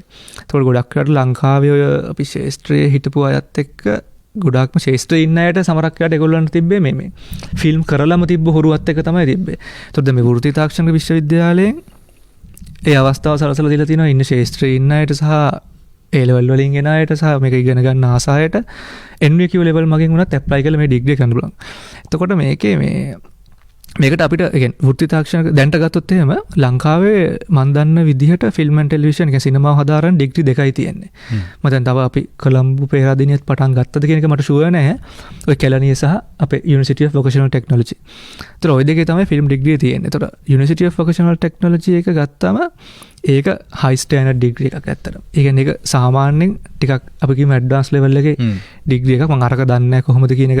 මොකද මම ඒකත් එක්ක සම්බන්ධ නැති නිසා. එතන ඉංග්‍රීසි භාෂාවෙන් තමයි ඉංග්‍රීසි වලින් යන ෆුල් ඉංග්‍රීසි යන්නේ. ඒ කියන්නේ යුරෝපියන් ක්‍රෙඩිට්ස් වලට සමාන. ඒ කියන්නේ ඔය ඩිග්‍රී කරලා ඕන ෆොරින් යුනිවර්සිටි එක මාස්ටර් එකකට නැත්නම් එහෙම ඇප්ලයි කරන්න ඔක්කොම ඒ සුදුසුකම් ටික ඒ කියන්නේ ඒ ස්ටෑන්ඩඩ් එකට තියෙන ඩිග්‍රිය. ඒතර ෆුල් ඉංග්‍රීසි යන්නේ සාහින ඇඩ්වාන්ස් දේවල් කතා කරන. ඒ කියන්නේ සාමාන්‍යයෙන් අපිට සාමාන්‍ය පුද්ගලයෙක්ට වඩා පොඩ්ඩක් අර ඉගෙනීමට ගොඩක් ආස කරන කෙනෙක්ට ගොඩක් හොඳ ඩිග්‍රී එකක් කියන්නේ. සාමාන්‍යම එක්කෙනෙක්ට කියවට සමහරක් වෙලාට ඌට යද්දි පොඩ්ඩක් ඒක අමාරු වෙන්නත් පුළුවන්. ඒ කියන්නේ ඒ ලෙවල් එක ඒගොල්ලෝ මේන්ටේන් කරගෙන යන හොඳ ඩිග්‍රී එකක් ඒක. ඒතර ඕකට ඇප්ලයි කරන්න පුළුවන් මාර්ග දෙකක් තියෙනවා. එකක් ඔයගොල්ලෝ NVQ levels වලින් එනවා නම් ඩිප්ලෝමා එක NVQ level එකෙන් පස්සේ ඩිග්‍රී එකට AIELTS certificate එකත් එක්ක ඇප්ලයි කරන්න පුළුවන්. නැත්තම් A level වලින් එනවා නම් A level result වලින් ඇප්ලයි කරන්න පුළුවන්. එහෙම තමයි ඩිග්‍රී එක. අපි ඩිග්‍රී සඳහන් කරොත් මොකද මතන මුලින් පටන් ගන්න සෙනෙෂ් දිසානායක මණ්ඩලය තමයි මුලින්ම HOD හිටියේ. ඊට පස්සේ HOD ආයෙ ඉඳලා දැන් ඊට පස්සේ ඩිලන්ත රත්නායක සර් තමයි හිටියේ. දැන් ආයෙ වෙනස් වෙලා තියෙන HOD මම හිතන්නේ දැන් ඉන්නේ අපේ ගයාන් මදුසංක සර් ඉන්නේ. මේ එහෙම අවුරුදු 3ක පාඨමාලාවක් ඊටාම ශාස්ත්‍රීය ප්‍රවීණයන් සහ මේ හොඳ ලෙක්චර් පැනල් එකක් ඉන්නවා. ඒතර ඒක ඇතුලේ ප්‍රැක්ටිකල් නොලෙජ් එකද තියරි නොලෙජ් එකද ඊට පස්සේ රිසර්ච් පැත්තද ෆයිනල් ප්‍රොඩක්ෂන් පැත්තද කියන ෆුල් කවර්ඩ් වෙනවා. ඒ කියන්නේ ඉන්ටර්නැෂනල් ලෙවල් එකට වාර තියරි අනුව තියරි ගත්තොත් එම හොඳ ඇඩ්වාන්ස් ලෙවල් තියරි කොහොමද මේ ස්ක්‍රිප්ට් එක හැදෙන්නේ ප්ලොට් එකක් ඩෙවලොප් කරන්නේ කොහොමද ඔය කතන්දර සියලුම දේවල් හොඳට කවර් වෙන ඩිග්‍රියක් තමයි මේ University of Vocational Technology එකේ තියෙන්නේ. දැන් හිතන්නේ බැජස් අපි ගිහිල්ලා තියෙනවා බැජස් 8ක් වගේ දැන්ට ගිහිල්ලා තියෙනවා. මේ ඒ ෆුල් ඉංග්‍රීසි යන හොඳ පාඨමාලාවක් එක. ඒ කියන්නේ ඕන කෙනෙක්ට සම්බන්ධ වෙන්න පුළුවන් මේ ආශාව නැත්තම් අලුතෙන් ඉගෙන ගන්න කෙනෙක්ට මොන හරි. ඒ කියන්නේ ෆිල්ම් ඉන්ඩස්ට්‍රි එක හරියට කොහොමද මේ ඉන්ඩස්ට්‍රි එකේ වැඩ කරන්නේ කියලා හොඳට හරියට ඉගෙන ගන්න නම් අනිවාර්යයෙන්ම රෙකමන්ඩ් කරන හොඳම ඩිග්‍රියක් තමයි ඒක. දැන් එහෙම කෙනෙක් තමයි දැන් ඊට සති දෙකකට විතර කලින් ආව ප්‍රියනාත්. ඒත් මම දන්නේ ෆස්ට් බැච් එකේනේ. එයා ෆස්ට් බැච් එකේ නැත්තම් 1 2 3 4 හිටියේ. ඔය 3 4 හිටියා. මෙහෙත් ඉන්නවා මේ ඔය ෆස්ට් බැච් එකේම හිටපු කෙනෙක්. ඉතින් කියන්නේ හරි සන්තෝෂයි එහෙම අධ්‍යයනය කරලා මේ යම් යම් තැන් වලට ඇවිල්ලා මේ අර ආයතනගත වෙන්නේ නැතුව බොහොම නිදහසේ වැඩ කරන පිරිසක් එහෙම මුණ ගැහෙන එකත් මන්ට කොහොමද මේ අත්දැකීම මේ ඒ කියන්නේ ඔබේ අධ්‍යයනය ඇතුලේ කැම්පස් එක ඇතුලේ ලැබිච්ච අත්දැකීම කොහොමද මේ විදිහට ප්‍රායෝගිකව වැඩ කරන්න බලපෑවේ? ඒ අධ්‍යයනය ඉතාම හොඳයි. ඒ කියන්නේ දැන් අපිට දැන් සමහරක් වෙලාවට අපි හිතමු නිකන් ෆිල්ම් ගැන නිකන් අවබෝධයක් තියෙන කෙනෙක් ගියා කියලා නිකන් අපි ෆිල්ම් කරලා විෂයක් හැටියට හදාරපු නැති කෙනෙක් ගියාම ඒ වගේ කෙනෙක්ට ලොකු හොඳ දෙයක්. මොකද මේ ඔහුට ශාස්ත්‍රීය පළපුරුද්ද තියෙනවා. ඒ වුණාට පොඩි අත්දැකීම් ඒ කියන්නේ න්‍යායම් පිළිබඳව නැත්නම් තියරි පිළිබඳව පොඩි ගැටලුවක් එක්ක එනවනේ. ඒ වගේ පුද්ගලයාට සෑහෙන්න වටිනවා ඇත්තටම. මොකද එයාට ඉගෙන ගන්නත් ලේසි සහ අල්ල ගන්නත් ලේසි. ඒ වගේම අලුතෙන් යන කෙනෙක්ට මේකේ අධ්‍යයන කියන්නේ සාමාන්‍ය ඩිග්‍රී යන විදියටම තියරි ඒව යනවා. ඒ කියන්නේ අසයින්මන්ට් බේස් යනවා. වයිව වොක් යනවා. ඒ කියන්නේ අපි දන්නවා ප්‍රසන්ටේෂන් කරලා ඉදිරිපත් කරන්න ඕනේ අසයින්මන්ට් යනවා. ඒතර ප්‍රැක්ටිකල් නොලෙජ් එක වෙනම යනවා. අන්න ඒ වගේ කියන්නේ යුනිවර්සිටි අත්දැකීමත් එක්ක යන හොඳ ඩිග්‍රියක් මේක. එතකොට අපි ගත්තොත් මේක ලෙක්චර් පැනල් එක වගේ. ඒ කියන්නේ ශාස්ත්‍රීය ප්‍රවීණයෝ ඇවිල්ලා කරනවා. සාමාන්‍ය VFX වලට එහෙම චත්‍ර වීරමන් වෙන්නේ. එතකොට ඔය මීඩියා මාකටිං වලට අපි දන්නවා අශෝක ඩයස් එනවා. සිරස මේ මධ්‍යජාලයේ ප්‍රධානියෙක්. එතකොට එහෙම තමයි යන්නේ. කලර් ග්‍රේඩින් වලට දිනුදු එම ආවනේ. ඔව් දිනුදු එනවා. ආනන්ද බණ්ඩාරත් එනවා. මේ ඒගොල්ලොත් ඇත්තට ගත්තොත් එimhe ආනන්ද බණ්ඩාර වගේ අයත් ගත්තත් එimhe දැන් ඒගොල්ලෝ ශ්‍රේෂ්ඨ ප්‍රවීණ කලර් ග්‍රේඩර්ස්ලා ඒගොල්ලොත් මම හිතන්නේ එයාත් ෆස්ට් බැච් එකේ නැත්නම් තර්ඩ් බැච් එකේ හිටපු කෙනෙක්. මුල් ෆස්ට් බැච් තුන එහෙම ඇත්තට ගොඩක් ඔය ඉන්ඩස්ට්‍රි හිටපු එක්ස්පර්ට්ලා ඔය ඔපචුනිටි එක ගත්තා. ඇවිල්ලා අරගෙන ඒගොල්ලන්ගේ සුදුසුකම් හදාගෙන ගියා. ඒතොර ඒගොල්ලෝ දැන් සුදුසුකම් හදාගෙන එක්ස්පීරියන්ස් උත් තියෙනවා. এডুকেෂන් ලෙවල් එකත් හයි තියෙනවා. එතකොට ඒගොල්ලන්ට පුළුවන් මේ ඒක ඇතුළේම අවස්ථාව හම්බෙලා තියෙනවා. ඒ කියන්නේ ඒගොල්ලන්ගේ දැනුම අලුතෙන් එන අයට දෙන්න. දැන් ගත්තොත් එimhe දැන් ගොඩක්ම තරුණ අවදී අය ගොඩක් මේකට ජොයින් වෙනවා. මේ ඉගෙන ගන්න ශාස්ත්‍රීය ප්‍රවීණයත් අපිත් එක්ක ජොයින් වෙනවා. මේ සහ තරුණ අවදී අය දැන් පොඩ්ඩක් දැන් මේක ගැන එළිය කතා බහක් හදුනට පස්සේ මේ ඩිග්‍රිය පිළිබඳව මේ තරුණ අය මේ ඇතුළත් වීමේ ප්‍රවණතාවය පොඩ්ඩක් වැඩි වෙලා තියෙනවා. මේ එහෙම තමයි නිසා විමුක්තිලා වගේ උත්සාහ කරන්න හදාරන්න හොඳ තැනක් රත්මලාන වෘත්තීය තාක්ෂණ විශ්වවිද්‍යාලය මේ ඒක අර අපි විසින්ම මේ අවස්ථාව ගැන කියන්නේ මොකවත් නෙමෙයි. මේ ගොඩක් තැන්වල මේ ගැන එහෙම විවෘතව කතා කරන්නේ නැහැ. සහ මේවා ගැන හොයන තරුණ පිරිසක් ඉන්නවා. සමහරවිට ඔබේ දුව පුතා වුණත් මේ වැඩසටහන අහගෙන ඉන්න කෙනෙක්ගේ මේ ගැන උනන්දුවක් තියෙනවා නම් ඒ ආයතනය ගැන යන්න. මේක මේ අපිට මුදල් ගෙවලා කරන ප්‍රකාශයක් දැන්වීමක් නෙවෙයි. අපි කියන්නේ එහෙම ඉගෙන ගන්න තැනක් තියෙනවා. ඒ ඉගෙන තැනට යන්න. මොකද ඒ අධ්‍යයනය ඇතුලෙන් අපිට මේ ලෝකේ බොහෝ දේවල් අලුත් කරන්න වෙනස් කරන්න පුළුවන් කලාව ඇතුලේ. අපි ඒ ගැන අද කතා කරන්නේ ප්‍රවෘත්ති අහලා ඉතුරු ටික අපි කතා කරමු විමුක්තිත් එක්ක.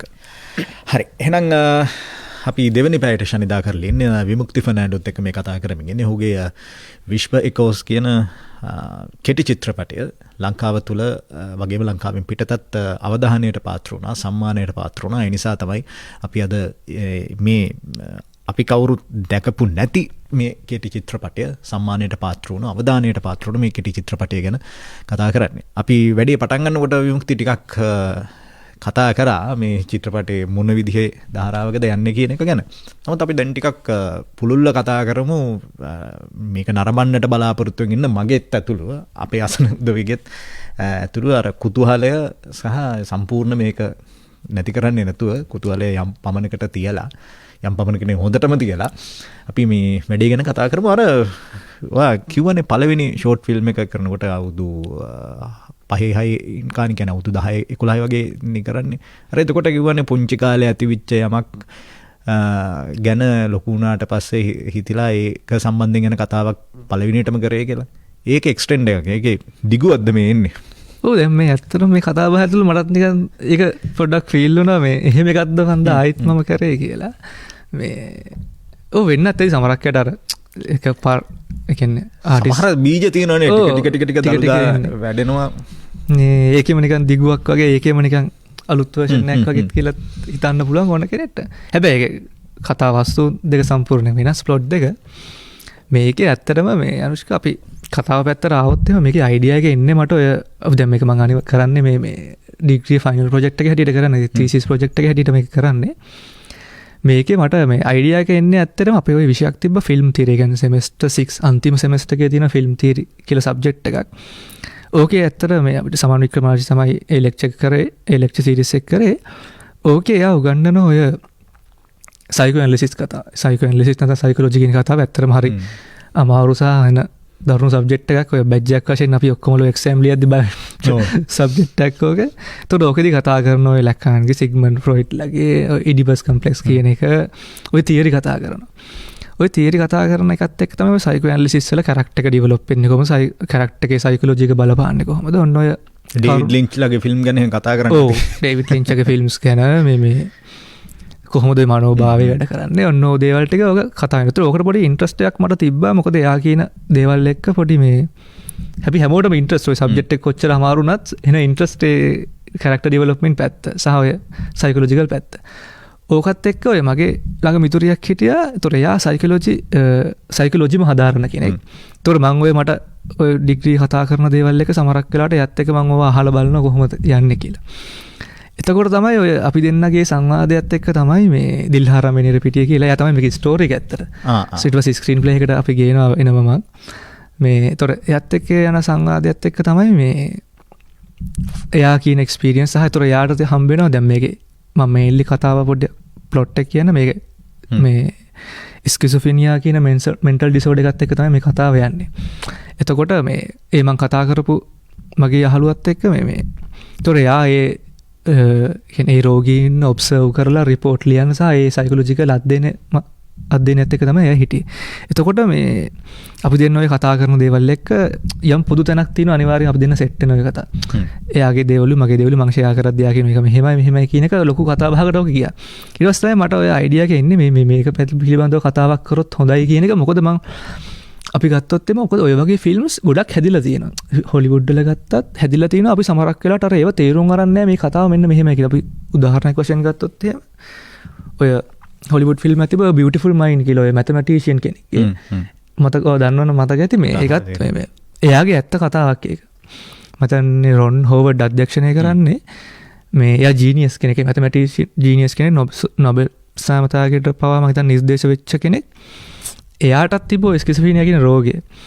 මේකේ ෆිල්ම් එකේ මට මතකයි ඒකේ පෙන්නනවා මේ එයාට තිබ්බ රෝගය තමයි එයාගේ පිටිපස්සෙන් මොකක් හරි මට මතක විදියට මේ CID එක හෝ FBI එක එයාව හොයනවා වගේ එකක් එයාගේ ඔළුවෙන් හැදිලා තිබ්බා. එයාගේ පස්සෙන් හැමතිස්සෙම එනවා කියලා එයාට කරදර කරන එහෙම පොඩි ඩිසෝඩර් එකක් කියන කතාවක්.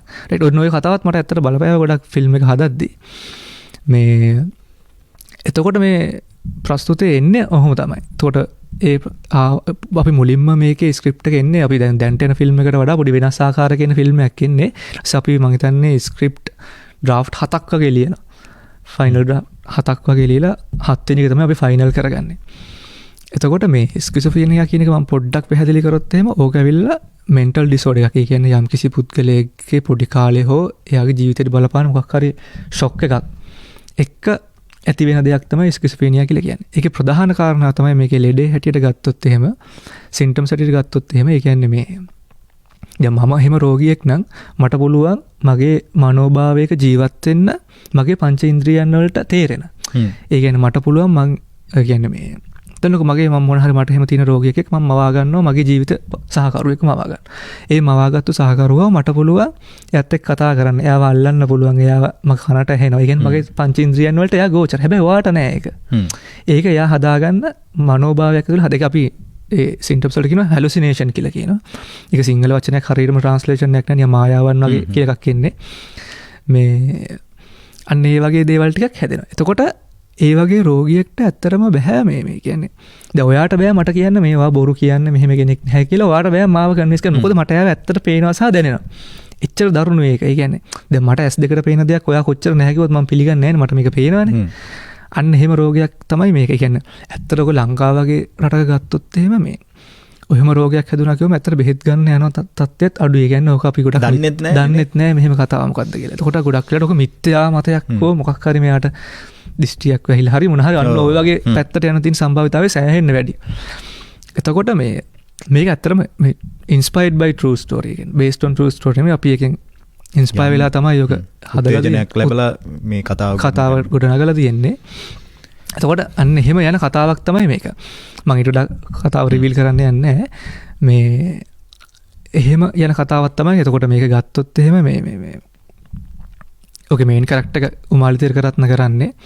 එතකොට එයත් සයිකොලොජි පිළිබඳව පොඩි අධ්‍යයනයක සහ උසස් අධ්‍යාපනය ලැබපු කෙනෙක් නිසා ඇත්තටම අපිට ලේසි වුණා මේ කතාව කොහොමද පිච් කරන්න කියන එක. ඒ වගේම සරත් කොතලාවල මහත්මයාටත් සහ ඉතුරු රංගන ශිල්පීන්ටත් මේ එහෙම තමයි මේ කතාව නිර්මාණය වෙන්නේ. ප්‍රධාන ප්‍රස්තුතය වෙන්නේ ඕක. එතකොට අපි නිකන් කන්සෙප්ට් එක ගත්තොත් එimhe නිකන් මේකේ තියෙන්නේ මේ කියන්නේ මානසික ආබාධ වලින් ඒ කියන්නේ අපි පීඩාවන්ටපත් වූ කෙරේ සංවේදනයේ සහ නික අනුකම්පාව ප්‍රවර්ධනය කරමින් තමයි ඒක කන්සෙප්ට් එකෙන් නිකන් අපි මහාඥානය කියලා කියමු.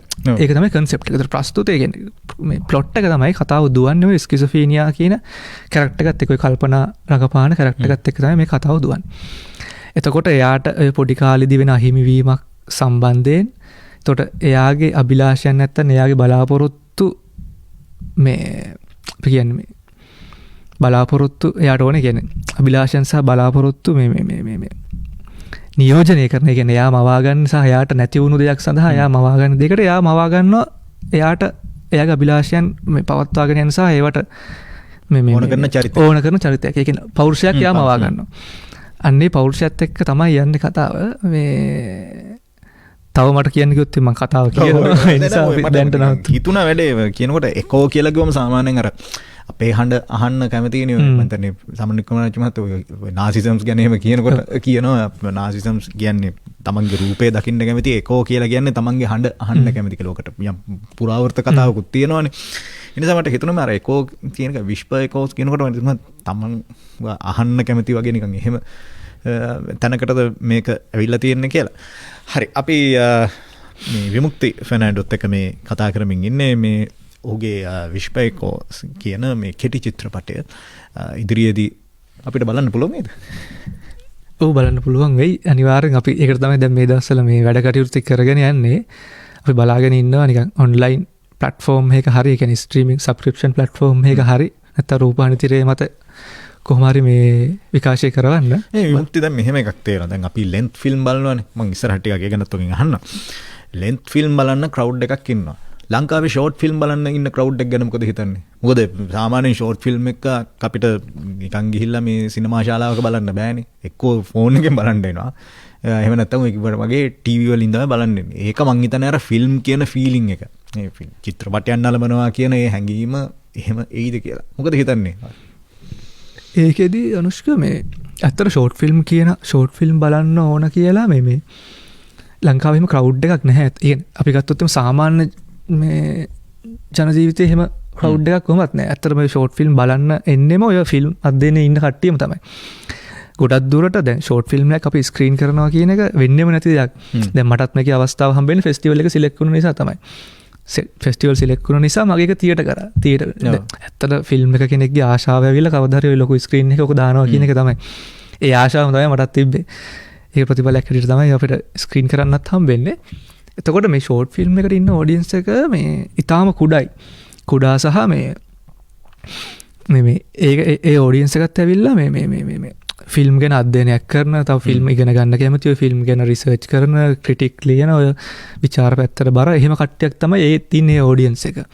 එතකොට ගොඩක් වෙලාවට ඔය ෂෝට් ෆිල්ම් එකක් මිනිස්සුන්ට බලන්නත් එන්නේ අඩුවෙන්. ඇත්තට ගත්තොත් මොකද ඒ වගේ පිරිසක් නේ ඔක නිර්මාණය කරන්න ෆිල්ම් එක ගැන මේ අධ්‍යයනයක ඉන්න කට්ටිය. එතකොට ඒගොල්ලෝ සමහරක් වෙලාවට යම්කිසි මුදලක් කෝටියක් එකක් දාලා තමයි මේ වැඩේ මේ පොඩි ප්‍රාග්ධනයක් දාලා තමයි කැපිටල් එකක් පොඩ්ඩක් යූස් කරලා තමයි වැඩේ කරන්නේ.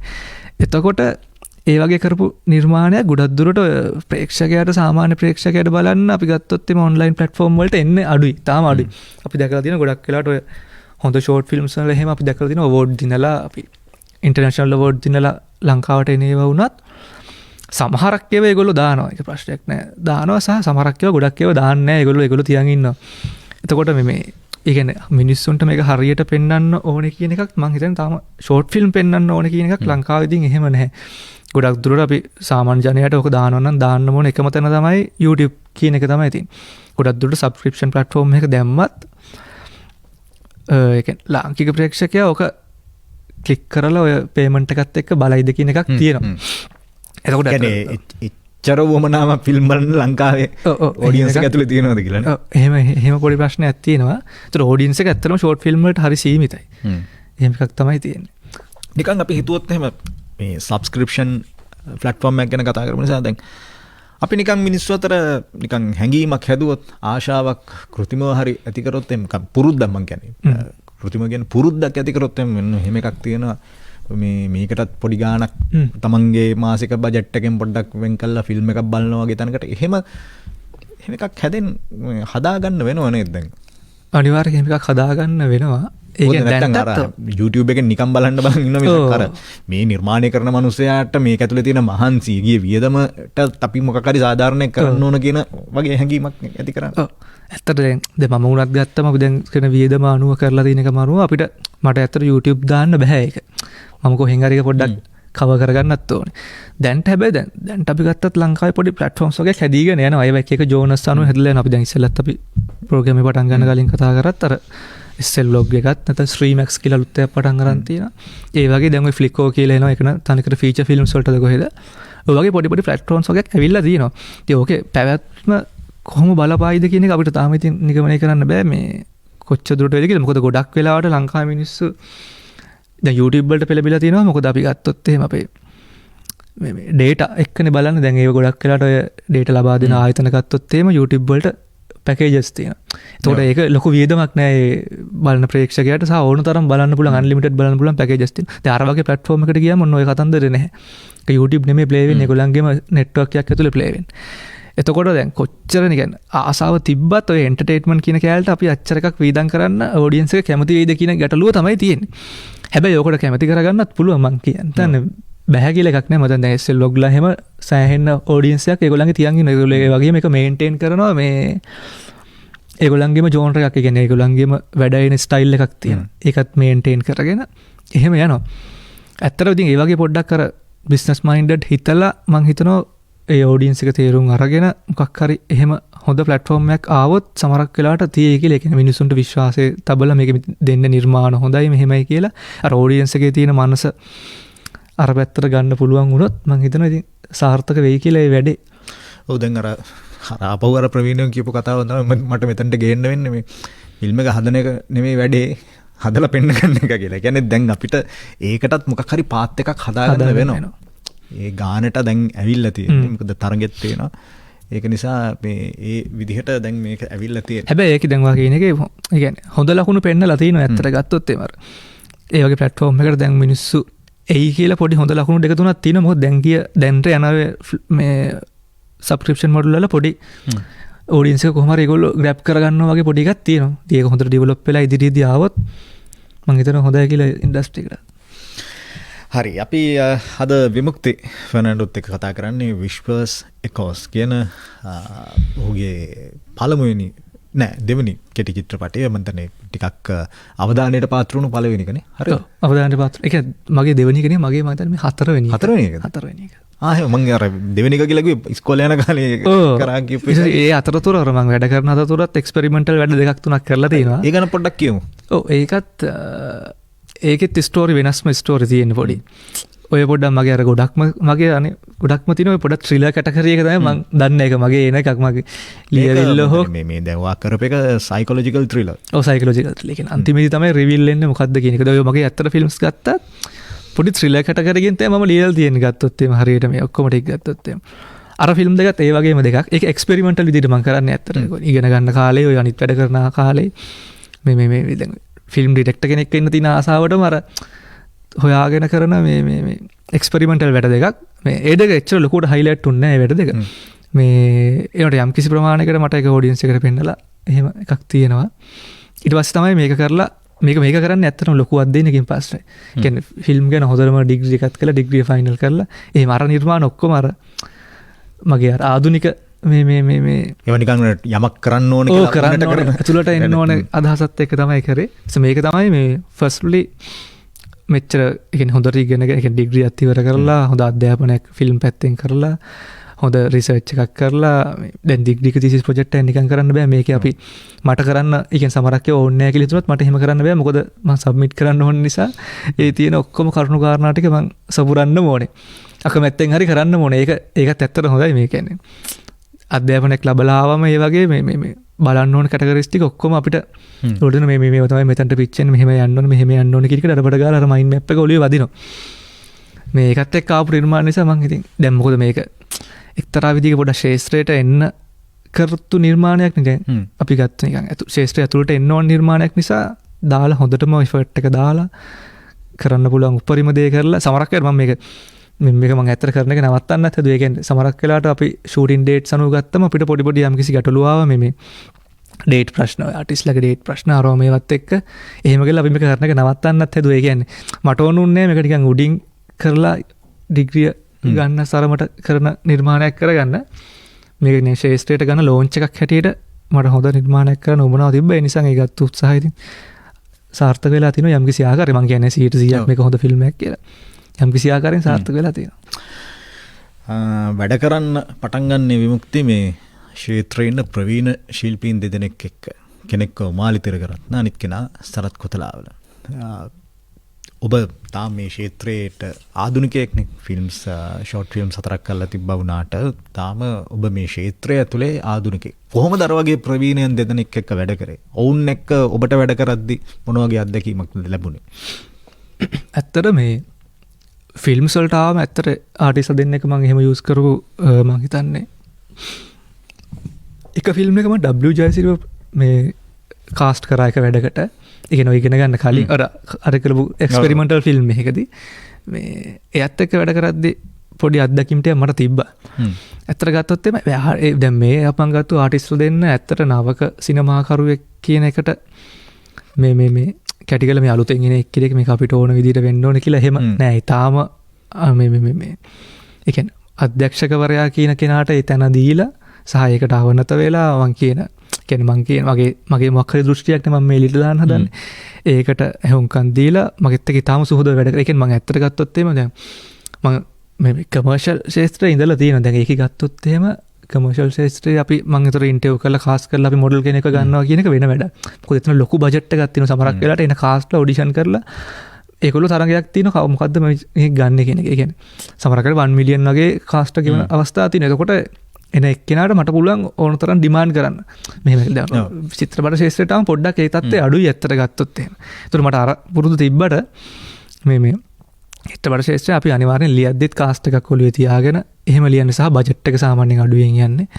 අපි සමාගම් වගේ නෙමෙයි අපේ වියදම යන නිසා මේ ඒක උමාලි තිලකරත්න සහ සරත් කොතලාවල් කියන දෙන්නම මට ඇත්තට සෑහෙන්න ලොකු සපෝට් එකක් දුන්නා. මොකද මගේ ස්ක්‍රිප්ට් එක මම හිතනවා මගේ පර්ෆෙක්ට් තිබ්බා. එක්කෙනෙක්ව මතක් කරන්න ඕනේ මේ අපිට යුනිවර්සිටි එකෙන් පත් කරනවා අපි සුපර්වයිසර් කෙනෙක් රිසර්ච් එකක් හදි සුපර්වයිසර් පත් කරනවා. මේකෙත් සුපර්වයිසර් පත් කරනවා. මේකේ මගේ සුපර්වයිසර් භූපති නලින් වික්‍රමගේ. එයාත් එක්ක තමයි මම ස්ක්‍රිප්ට් එක ඩෙවලොප් කරන්නේ.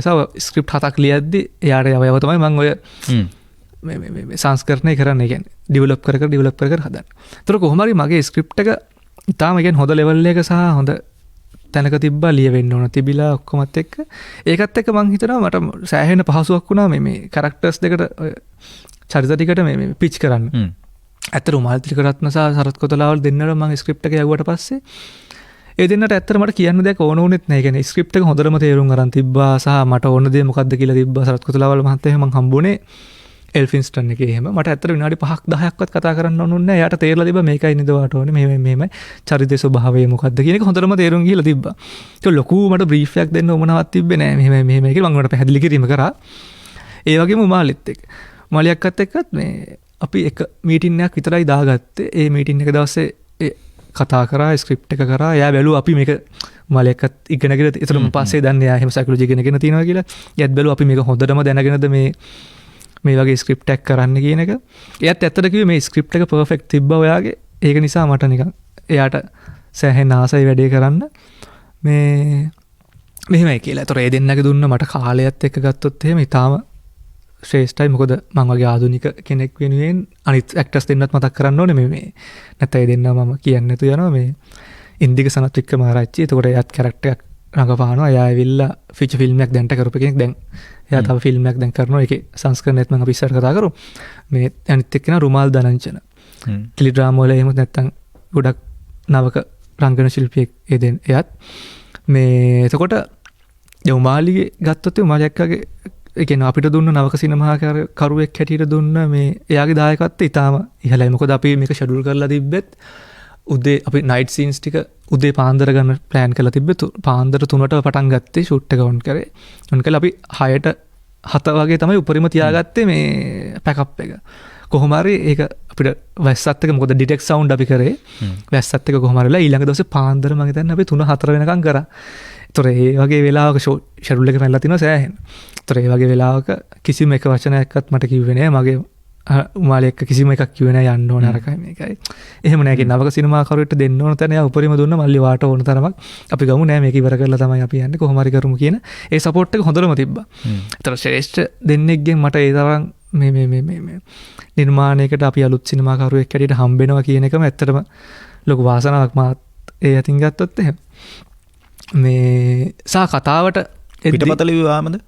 ඔව් මේක ඒ කැලලත් අපි යමු. දැන් ස්ක්‍රිප්ට් එක අපි මේ ස්ටෝරි කියන්නේ මේ වෙන කෙනෙක්ගෙන් අර මගේ මිතුරක් කියන්නේ යාගේ තමයි ස්ටෝරි කියන්නේ. එතකොට මේ ස්ටෝරි එක ස්ක්‍රීන් ප්ලේ එකක් තත්ත්වයට ගෙනාවේ මම සහ භූපති හිටියා ස්ක්‍රිප්ට් අපේ ඩොක්ටරින් පැත්තට මේ එයාට තමයි කියන්නේ පොඩි ඩොක්ටරින් කියන වෙනම කතාවක් ඒක දුන්නා මේ ගොඩනගන්න මේක කියන්නේ මෙතන ගැලපෙන්නේ සහ ඒක මැච් එක කියන්නේ ලොකු කාරණා ටිකක් තියෙනවා මේ පැත්තෙන් බලන්න. මේ පැත්තෙන් ලොකු සහයෝගයක් එයාගෙන් අපිට හම්බුණා. මේ එතකොට ස්ක්‍රිප්ට් එක මම ලියන්නේ ඩයලොග් ටික ආයි අරයමයි ලියන්නේ අපේ මගෙත් එක්ක සම්බන්ධ වෙච්ච දිල්හාර ලියන්නේ. මේ එහෙම තමයි ස්ක්‍රිප්ට් එක ගොඩනගන්නේ. එතකොට අපි ස්ක්‍රිප්ට් එක අපි මම හිතන්නේ ප්‍රී ප්‍රොඩක්ෂන් පීරියඩ් එක යනවා අපි මාස 3ක් නැත්නම් 4ක් යනවා. 3ක් නැත්නම් 4ක් ගිහිල්ලා තමයි එන්නේ. ඊට පස්සේ මගේ DOP ගත්තොත් එහෙම ප්‍රමේෂ් ඩිල්ෂාන් කියලා මේ එයාත් එක්ක අපි කැමරා රිහර්සල් දෙකක් කරනවා. කැමරා රිහර්සල් දෙකක් කරනවා. මේ කියන්නේ අපේ තෝරගත්ත ලොකේෂන් එකේම කැමරා රිහර්සල් දෙකක් කරනවා. මම රඟපාලා කොහොම හරි අපි ෂොට් ප්ලෑන් එක ඒ විදිහටම කරලා ඒ කියන්නේ අපි ෂෙඩියුල් කරනවා ගානටම මේක මෙතන මේ විදිහට ගන්න මෙහෙම ඉවර වෙන්න කියන එක ටයිමින් අනුව ගානට ප්ලෑන් කරනවා. ප්ලෑන් කරලා තර වැස්සත් එක්ක අපිට පොඩි බලපෑමක් තියෙනවා ඩිටෙක්ට් සවුන්ඩ් නිසා ඒ නිසා ෂෙඩියුල් එක ෆයිනවා කොහොමද මේ ඒ කියන්නේ අපි ප්ලෑනින් කියන දේ හොඳටම කරා මේකේ. ඒ කියන්නේ ගොඩක් අපි ලංකාවේ ෆිල්ම්ස් වල ගත්තත් ඔය ප්‍රී ප්‍රොඩක්ෂන් කෑල්ල වෙන්නේ නැහැ කියලා පොඩි මතයකුත් තියෙනවා මේක කරන්නේ නැහැ ස්ක්‍රිප්ට් එක පොඩි දුරකට ගිහිල්ලා ඉක්මනට ස්ක්‍රිප්ට් එක ලියන් ෂූට් කරනවා කියන එක. දැන් අපිට ඇත්තට මට එහෙම කරන්න උමනාව තිබ්බත් මට කරන්න බෑ මොකද මාව ඩිග්‍රියෙන් නවත්තනවා. ඒ ටික නැතුව මට ඉස්සරහට යන්න දෙන්නෙත් නැහැ. ඒ නිසා මම අනිවාර්යයෙන් මේ ටික කරන්නත් ඕනේ මේ. එතකොට එහෙම ගිහිල්ලා සහ කරලා අන්තිමට ඉතින් දැන් ඇවිල්ලා තියෙන තත්ත්වෙත් එක්ක සතුටක් තියෙන ෆිල්ම් එක. හරි. අපි අද විමුක්ති ෆර්නැන්ඩෝත් එක්ක මේ කතා කරමින් ඉන්නේ. ඔහුගේ විශ්වස් එකෝස් කියන චිත්‍රපටය, කෙටි චිත්‍රපටය බොහොම නුදුරේදී අපිට නරඹන්නට අවස්ථාව ලැබෙවි. මොකද මේ අපි මේක ඔස්සේ බලාපොරොත්තු වෙන එකක් කෙටි චිත්‍රපටි කියන කාරණාව පිළිබඳව ඔබත් දැනුවත් කරන, ඔබ එක්තරා විදියකින් පොඩ්ඩක් උත්තේජනය කරන්න මේ ෆිල්ම් ෂානර් එක ගැන පොඩි සංවාදයක්, කතා බහක්, උනන්දුවක් ඇති කරගන්නට අපි උත්සාහ කරනවා. සහ මේ නවකයෙක් විදිහට මේ ක්ෂේත්‍රයට අවතීර්ණ වීම ගැන, ඒ අවතීර්ණ වීම වෙන්නෙත් අවධානයක් සහ සම්මාන කීපයක් දිනා ගනිමින් නිසාම අපි අද විමුක්තිත් එක්ක මේ ගැන ටිකක් විවෘතව නිදහසේ කතා කරේ. විමුක්ති, මේ අපි ෆිල්ම් එකේ කතාව ගැනීම කතා කරා. අනිත් කාස්ට් එක ගැන කතා කරමු. මොකද ඔබට කියන්නේ දැන් ඔබ සංස්කරණය හැදෑරුවා කියන එක මම උන්ටම දන්න දෙයක්. අපි එකට හදාරපු හින්දා. සහ ඔබට මම දැන් සංස්කරණයට මේකේ සම්මාන ලැබුණානේ. ඔව්, බෙස්ට් එඩිටර්ත් හම්බුණා. ඒ නිසා සෙසු පිරිස මේක. මොකද සාමාන්‍යයෙන් මේ ෆිල්ම් එකක් කියලා කියන්නේ මේ ටීම් වර්ක් එකක්. එතකොට කොහොමද ඒ ටීම් වර්ක් එක සිද්ධ වුණේ අලුත් කෙනෙක් විදිහට, සහ අනිත් අය කවුද මේ වැඩේට උදව් කරපු? ඔව්, මුලින්ම ඉතින් මේ ස්තුතිවන්ත වෙන්න ඕනේ මේ අපේ යුනිවර්සිටි එකේ ඉන්න ලෙක්චරර්ස් ටිකට, ස්පෙෂලි මේ ඩිලන්ත රත්නායක කියන සර්ට, සහ ඊට පස්සේ භූපති නලින් වික්‍රමගේ. ඒතර ඔය දෙන තමයි මගේ ප්‍රී ප්‍රොඩක්ෂන් පැත්තේ යද්දී ස්ටාර්ට් එකේ ඉඳන්ම මෙන්ට කෙනෙක් හැටියට හිටියේ ඔය දෙන්න තමයි. ඊට පස්සේ ජොයින් වෙනවා මගෙත් එක්ක දිල්හාර මෙන්නට පිටිය. ඒත් එක තමයි ස්ක්‍රිප්ට් එක. එයා තමයි ලොකු කාර්යභාරයක් කරේ. මොකද එයයි මායි තමයි සේරම මුල් ටික ප්ලෑනින් පැත්ත ගියේ. ඊට පස්සේ මගේ DOP ප්‍රමේෂ් දිල්ෂාන්. ඊට පස්සේ කාස්ට් එක උමාලි තිලකරත්න, සරත් කොතලාවල, පිසලික වගේ සනත් ඉන්දික සහ රුමාල් දනංජය. ඒ හතර දෙනාම කිසි ප්‍රශ්නයක් නැතුව මට ෆුල් සපෝට් එක දුන්නා. ඒත් එක්කම ගත්තොත් එimhe මගේ AD ඉඳුනිල් දරණියගල ප්‍රසිද්ධ කියන්නේ හොඳ AD කෙනෙක්. ඔය එයාගේ ෆිල්ම් පටන් ගන්න මම හිතන්නේ මේ සංජීව පුෂ්ප කුමාරගේ ෆ්ලයින් ෆිෂ් එක තමයි මම දැන් එයා ශේෂ්ත්‍රයට එන්නේ. ඒක තමයි ෆස්ට් AD කරලා තින්නේ එයා. ඊට පස්සේ ප්‍රොඩක්ෂන් මැනේජර් චින්තක ෆෙනෑන්ඩෝ. ඊට පස්සේ කැමරා ඇසිස්ටන්ට් හිටියා අසංක ශ්‍රීනායන. එතකොට තව ස්පෙෂල් තැන්ක්ස් කරන්න ඕන අපේ ලොකේෂන් එක දුන්න එක්කෙනා ලක්ෂාන් කියලා කෙනෙක් ලොකේෂන් එක අපිට දුන්නේ. කොහෙද? කොළඹද? මේක ෂූට් කරේ අපි වත්තල. ඔව්, ඒ ලක්ෂාන් කියන මතක් කරන්න ඕනේ. එයා අපිට සෑහෙන සපෝට් එකක් දුන්නා. එයාත් කිව්වා දැන් අපි අලුතෙන් එන කට්ටියනේ, මල්ලි වා කැමති දෙයක් කරගන්න මේක අරගෙන ෆුල් ගේම් අපිට දීලා තිබ්බ දවස් 2-3ක් විතර රිහර්සල් කරන්න අය ඔක්කොටම. කිසිම දෙයක් කිව්වේ නැහැ, කිසිම වචනයක් නැහැ. අපි මොකුත් මතක ගත්තේවත් නැහැ. ඒක මතක් කරන්න ඕනේ යාව. මේ ඒත් එක්කම ඔඩියෝ කරපු එක්කෙනා මහේෂ් ෂෙරින්ටන්. එතකොට මේකප් සාලිය කියලා කෙනෙක් කරේ මේකප්. ඒතර ආර්ට් පැත්ත කරේ නැවත දිල්හාරමයි. කොස්ටියුම් දෙකම කරේ එයා. එතකොට පෝස්ට් ප්‍රොඩක්ෂන් පැත්ත මම තමයි කරන්නේ. VFX පැත්ත, එඩිටින්, කලර් ග්‍රේඩින් කොහොමත් මං එක්ස්පර්ට් ඒ පැත්ත. ඒ නිසා කොහොමත් ඒක මම වෙන කාටවත් කොහොමත් දෙන්නේ නැහැ. මගේ ෆිල්ම් එකකට මම තමයි ඒකට යොමු වෙන්නේ. ඔහොම තමයි කට්ටිය. ඊට අමතරව ඉන්නවා ට්‍රාන්ස්පෝර්ට් වලින් සහ මගේ බැච් එකේ කට්ටිය. බැච් එකේ කට්ටිය සෑහෙන්න මට සපෝට් එකක් දුන්න. චතුරංග රත්නවිල සමන් කියලා තව ඉන්නවා මගේ යාළුවෙක්. එයා තමයි ට්‍රාන්ස්පෝර්ට් පැත්තේම ලොකුවට පොඩ්ඩක් බලලා කරේ. සහ වරුණ ගල්කන්ද, ඒතර චමින්ද කියලා ඉන්න දැන්ට VFX කරන කෙනෙක් ඉන්නවා. චමින් ජයවර්ධන කියලා දන්නවත් ඇති. මේ දැන් මං හිතන්නේ එයා මේ ළඟදී ෆිල්ම් එකක් කරනවා. චන්දන රත්නම්ගේ ෆිල්ම් එකෙත් එයා තමයි VFX මේ අලුතින් කරගෙන මේ දවස්වල යනවා චන්දන රත්නම්ගේ. මේකෙත් එයා තමයි VFX කරන්නේ. එතකොට මොහමඩ් නිෆ්රාන් එයාත් මගේ බැච්මේට් කෙනෙක්. එතකොට සංක චනත් කියලා රූපවාහිනී කෝපරේෂන් එකේ හිටපු චනත් මතක් කරන චනත් මගේ දැන් මේ ළඟදී අපි අතරින් සමුගත්තා.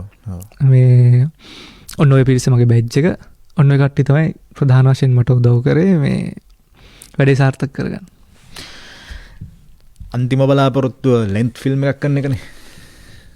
කොහොමද මේ හම්බෙච්ච එක්ස්පීරියන්ස් එක? නැත්තම් මේ ඒ හීනෙට දැන් ටික කිට්ටු වෙමින් ඉන්නේ.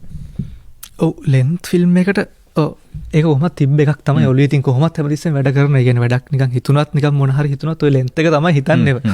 ඒක යවන්න බෑ ඔළුවෙන්. ඒකම තමයි හිතන්නේ. මේ එක්ස්පීරියන්ස් එක සෑහෙන්න වටිනවා. ඒ කියන්නේ ඔය වගේ ජෙස්ට් කලාකරුවන් දෙදෙනෙක් එක්කත් ෂෝට් ෆිල්ම් එකක් මට ඔය තත්ත්වයට කරගන්න පුළුවන් වුණා කියන එක ඇත්තට ලොකු දෙයක් මට. මොකද මට ලෙන්ත් ෆිල්ම් එකට යනකොට මට එන තවත් එක්ස්පීරියන්ස් එකක් ඒක. එතකොට මේ ලෙන්ත් එක ඇත්තට දැන් ප්ලෑන් කරලා තියෙන්නේ. ප්ලෑන් කරලා කියන්නේ මගේම ප්ලොට් 4ක් තියෙනවා. ඒ 4ත් එක්ක තියෙන තව TV සීරීස් එකකට පොඩි අයිඩියා එකක් තියෙනවා. ඒතර මේ දවස්වල මේ ඔගේ ලොකුම ප්‍රශ්නය ඇවිල්ලා ඇත්තටම මේ ප්‍රොඩියුසර්ගේ ප්‍රශ්න තමයි තියෙන්නේ. ඒක ජය ගන්න තමයි මේ දවස්වල ට්‍රයි එක කොහොම හරි ප්‍රොඩියුසර්ස්ට පිච් කරනවා වැඩේ කොහොමද යන්නේ කියලා. තාම ඉතින් මූලික වට සාකච්ඡා තමයි ඒවල ගිහිල්ලා තියෙන්නේ. මේ කොහොම හරි ඉතින් ඒකත් කරන්න තමයි ප්ලෑන් එක කියන්නේ. මං හිතනවා තව අවුරුද්දක් නැත්නම් දෙකක් වගේ යද්දිවත් මං කොහොම හරි හිතාගෙන ඉන්නවා කොහොම හරි ෆීචර් එක ස්ටාර්ට් කරන්න. බලමු ඉතින් මේ ප්‍රෝග්‍රෑම් එක හරි කවුරු හරි බලන් ඉන්න ප්‍රොඩියුසර් කෙනෙක්ට හරි අලුත් සිනමාකරුවෙක්ට නිකන් අදහස් අත දෙන්න උමනාවක් තියෙනවා නම් ආරාධනයක් තියෙනවා අනිවාර්යෙන් වැඩක් කරන්න. ඒ කියන්නේ ඔයාට හරියන විදියට ඒ කියන්නේ වාගේ වැඩේ ඒ විදියට කරගන්න පුළුවන් ප්‍රොඩියුසර් කෙනෙක් වෙන්නත් ඕනේ නේ. නැත්නම් සමහරලාට ඇවිල්ලා ප්‍රොඩියුසර්ස්ලා වැඩේ වෙනස් කරන වෙනවා. ඔව් එහෙම ඒවත් තියෙනවා. එහෙම ඒවත් තියෙනවා. ඉතින් ප්‍රොඩියුසර්ස්ලත් එක්ක ගනුදෙනු කරද්දී ඒ වගේ සුහදව වැඩ කරලා අපිට කොහොම හරි දෙන්නටම ඉතින් විෂන් එකක් තියෙනවා. මගේ දෘෂ්ටියට යා ගැලපෙන්නත් ඕනේ. මං කියන්නේ මගේ ස්ක්‍රිප්ට් තියෙනවා මගේ කතාවම කරන්න ඕනේ කියලා ප්‍රොඩියුසර් මට කියනවා නම් අපි මේ වගේ කතාවකට යන්න ඕනේ කියන එක මං ඇත්තටම කැමති ඇඩප්ට් වෙන්න කියන්නේ. එයා දකින්න දෙයක් එක්ක මගේ ක්‍රියේටිව් පැත්තක් දාලා එහෙම ෆිල්ම් එකක් ඩිලිවර් කරන්න තියෙනවා නම් ඇත්තටම මං කැමති ඒ වගේ දෙයකට. එහෙම කිසි ගැටලුවක් නැහැ මගේ. හැබැයි ලංකාවේ දැන් ටිකක් ෆිල්ම් හොඳට දුවනවනේ මේ අවුරුද්ද පටන් ගත්තාට පස්සේ ආපු ෆිල්ම් හැම ෆිල්ම් එකක්ම වගේ හොඳට දිව්වා. ඒක නිසා දැන් ටිකක් ප්‍රොඩියුසර් කෙනෙක්ට උනත් විශ්වාසයක් හදන්න පුළුවන්. දැන් නම් ලංකාවේ ෆිල්ම් ටිකක් වැඩේ හොඳට කරගෙනවා වගේ එකක්. ඔව් එහෙම හිතන්නත් පුළුවන්. හැබැයි ඕක නිකන් දැන් මම නම් හැබැයි දකින්න ඕකනේ කොච්චර රැල්ලක් කියලා කිව්වත් මම හිතනවා රැල්ලක් නෙමෙයි කියලා ටිකක් මට හිතෙනවා ඕක. ඕක නිකන් අපි ගත්තොත් එප නිකන් ඒ කාලෙදී ආපු නිකන් පිබිදීමක් වගේ එකක් තමයි නිකන් මට හිතෙන මොකද රැල්ලක් කියන දේ රැල්ලක් කියලා අපි ගන්න මම හිතනවා ටිකක් සෑහෙන කාලයක්වත් යන්න ඕන එක. අපිට මොකද ගජබෑන් වගේ ෆිල්ම් එකක් ගත්තොත් එහෙම මේ ඒක තමයි මම දැන්ට වැඩිම ආදායම් තියලා තියෙන්නේ. ඊට පස්සේ එතනින් ආපු ඒවා ආයි වැඩ කරගෙන ඒකත් අපි රැල්ලක් හැටියට ඒ දවස්වල සමරක් අය අර්ථකථනය කරත් එහෙම ආවෙන්නේ. දැන් මෙතන ෆිල්ම් 3ක් වගේ එක දිගට ඇවිල්ලා දිනවා. එතනින් පස්සේ එන ෆිල්ම්ස් ටිකත් පිළිවෙලකට ඔය වගේ ලෙවල් එකකට ආවොත් අපිට ඔක රැල්ලක් හැටියට ගන්න පුළුවන්. එකක් දෙකක් මගදී ෆේල් වෙන්න පුළුවන් අපි ගත්තොත් එහෙම. මේ ඒ පිබිදීම තිබ්බොත් අනිත් ෆිල්ම්ස් වලත් මම හිතන්නේ ඒක හොඳ රැල්ලක් වෙයි. මොකද ඒතකොට තව අධ්‍යක්ෂ කියන්නේ. එතකොට දන්නවා මේ නිෂ්පාදකවරුත් දන්නවා දැන් ඔඩියන්ස් එකක් හැදිලා තියෙන මෙන්න මේ වගේ කතා ටිකක් යනවා අලුත් වගේ නිර්මාණ දුන්නොත් එහෙම මේ ඔඩියන්ස් එක ගන්න පොඩි ප්‍රවණතාවය පොඩ්ඩක් වැඩි එකක් තියෙනවා කියන එක මේ ප්‍රොඩියුසර්ස්ලාට දැනෙන කාලයක් ඇත්තට මේක. මේ එහෙම වුණොත් ඉතින් අපක සිනමාකරුවෙක්ට පොඩි අවස්ථාවක් තියෙයි. ඔක ඇතුලේ කොහොම හරි රින්ග ගන්න. බලමු කොහොම අතර කැරකෙයිද කියලා. මොකද අපි ලංකාවේ ඔඩියන්ස් එක කියන දේ තාම මෙහෙම කරද්දි වෙනස් වෙන්න පුළුවන්. ඔය විශ්වාස කරන්න බෑ. අපි සාමාන්‍ය ඡන්දයක දැක්කත් එහෙමනේ. ඔඩියන්ස් එක කියන දේ පොඩ්ඩට වෙනස් වෙන එකක් තියෙන ස්වභාවය ලංකාවේ. මේ ඔය රැල්ල ඇත්තටම දිගටම ගිය රැල්ල නෙමෙයි කියන්නේ. ඔය පිබිදීම කියන දේ කියලා කියන්නේ අපි රැල්ලක් කියන නිර්වචනේ හරියටම ගන්න පුළුවන් තැනකදී වගේ කාලයක් ඔක පැවතුනොත් එහෙම අපි ෆිල්ම්ස් 10ක් ගමු 10ක් කරන් 10න් 7ක්ම හොඳට දිව්වා කියන තත්යකට ආවොත් මේ ඇත්තට අලුතෙන් එන ප්‍රොඩියුසර්ස්ලා සහ ඔය බිස්නස්මන්ලා හෝ කවුරු හරි කෙනෙක් ෆිල්ම් නිෂ්පාදනයටත් පෙළඹෙයි කියලා මට හිතෙනවා. එතකොට ඉතින් ලොකු අලුත් නිර්මාණකරුවන්ට අවස්ථාවක් හම්බෙයි. බලමු. ෆිල්ම් ගැන කතා කරපින් තමයි මේ අවුරුද්දේ ආපු ෆිල්ම්ස්ුත් එක එක විදිහේ එක එක මාදිලියේ චිත්‍රපට ඔය රාණිගෙන් පටන් අරගෙන නෙළුම් කුළුණෙන් වාලම්පුර ඊට පස්සේ දේවී කුසුමාසන ඊයේ ක්ලරන්ස් ෆිල්ම් එක ආවා. දැන් බහුචිතවාදී අතරදී ආවා. ඒ නිසා ඔය එකිනෙකට වෙනස් මාදිලියේ ෆිල්ම්ස් ටිකක් තමයි මේ ආවේ. ලංකාවේ ප්‍රේක්ෂකාගාරය සිනමාව පැත්තෙන් ගත්තම විමුක්ති මොකද හිතන්නේ? කලින්ට සාපේක්ෂව දැන් වා ක්ෂේත්‍රයට එන කාලේ අපි දැක්කේ ටිකක් එකම මාදිලි ඓතිහාසික කතා වගේ වලට මාර පොලිමක් හිටියා බලන්න. ඔය බහුචිතවාදියා වගේ එකක් ඒ කාලේ දැම්මනම් මේ තරම්වත් දුවන්නේ නැහැ. පොඩි එහෙම එකක් හැදීගෙන එනවා වගේ නේද?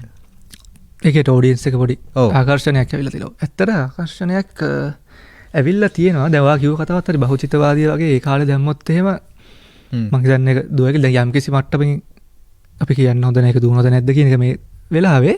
මොකද දැන් අපි ගත්තොත් එමේ ওই ෆිල්ම් 3 ගත්තොත් එහෙම රාණි මේ රාණි නිලුම් කුළුණයි මේ වාලම්පුරි ගත්තොත් එමේ දැන් හොඳට දුවන පීක් එක හිටපෙන් දැන් රාණිගෙන් ඔක පටන් ගත්තේ ඇත්තටම. ඒතොර රාණි එක සාමාන්‍යයෙන් මම හිතන්නේ ඒගොල්ලන්ගේ මාකටිං කැම්පේන් එක පොඩ්ඩක් ගියා හොඳට. එතකොට ඒගොල්ලෝ කර පෝස්ටර් ඩිසයින් එකක් ගියා සහ අය අර අරන් තියෙන කතාවත් මේ දේශපාලනික වශයෙන් පොඩි සම්බන්ධ එහෙම කතාවක් සහ ඔක පොඩි කතිකාවක් හැදුන සමාජයේ. ඒකත් එක්ක ඒ කතාව දුවන්න දෙන chance එක ටිකක් හයි රේට් එක පොඩ්ඩක් තිබ්බා. හැබැයි ඒත් ෆිල්ම් එක දාන්න කලින් මං හිතන්නේ ඔය ෆිල්ම් බලන සහ ක්‍රිටික්ලගේ අදහස් තිබ්බේ දුවනවද නැද්ද කියන එක ලොකුවට තිබ්බේ නැති එකක් තමයි තිබ්බේ. මේ කියන්නේ මැද තත්ත්වයක තමයි ඒකත් තිබ්බේ. ඒනට කොහොම හරි ඒක අශෝකන්තගේ ෆිල්ම් එකක් මම හිතන්නේ ඔය පළවෙනි වතාවට තමයි මේ ඔච්චර ලොකුට දිව්වේ. මේ හැබැයි ඌට කලින් දැන් රාණීගේ ට්‍රේලර්ස් ඔක්කොම දාන්න කලින් නෙළුම් කුල්න ට්‍රේලර්ස් දාලා තිබ්බා. මට මතකයි ඔය නෙළුම් කුල්න ෆිල්ම් එක මේ ඔය මගේ ෂෝට් ෆිල්ම් එකේ ට්‍රේලර් එක දානකොටත් මට මතකයි මම ඕක මම දැක්ක ට්‍රේලර් එක බලලා තිබ්බේ views තිබ්බේ 300 ගානේ මට මතක විදිහට සහ ටැලිබාන් කියන ෆෙස්ටිවල් එක සිලෙක්ට් වෙලා තිබ්බා. සහ ඒකේ ට්‍රේලර් එක දැක්කම ඇවිල්ලා හරි සම්භාව්‍ය ගණේ ට්‍රේලර් එක. ඒ කියන්නේ මේක හිතන්නේ මේ ආර්ට් ෆිල්ම් එකක් කියලා. එතකොට views 300 ගානේ ෆිල්ම් එක තිබ්බේ.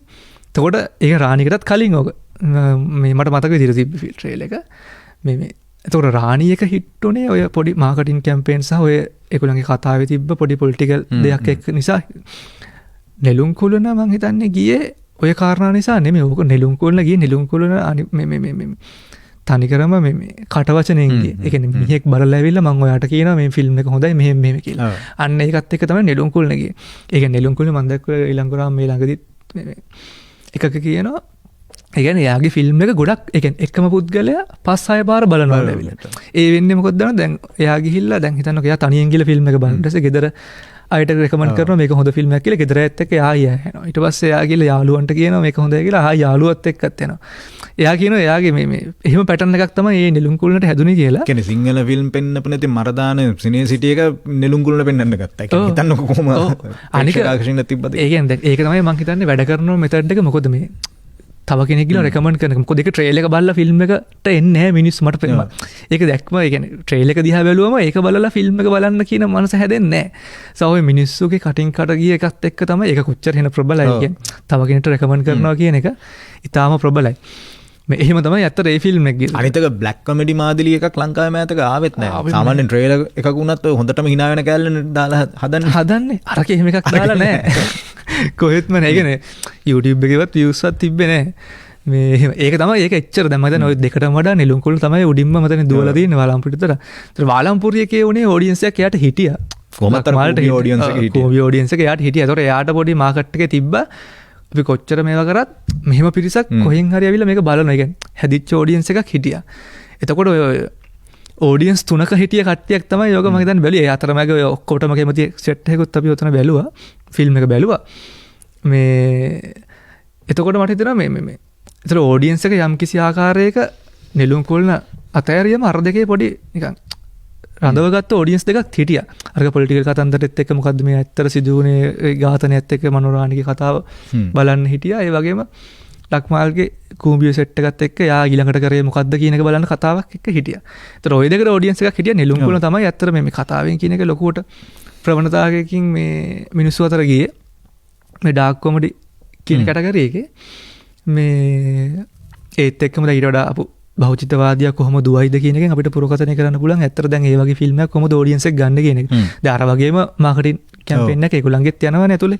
ඒගොල්ලොත් ප්‍රෝග්‍රෑම්ස් තියෙනවා මේ වගේ කරනවා YouTube channel වල යනවා ටෙලිවිෂන් එකේ කියනවා සංවාද තියෙනවා. ඔහොමම අර අරගොල්ලෝ ගියේ ස්ටෙප් ටිකම ඒගොල්ලොත් යම් කිසි ආකාරයක මේ ෆලෝ කරගෙන යනවා. බලමු ඉතින් ඒකෙන් පස්සේ එන ඒ වගේ එකක් අපි දුවලේ උරුණාට පස්සේ තමයි හරියටම කියන්න පුළුවන්. ඒ කියන්නේ රීච් කරාද නැද්ද කියලා ඒගොල්ලන්ගේ එක්ස්පෙක්ටඩ් ඔඩියන්ස් එක.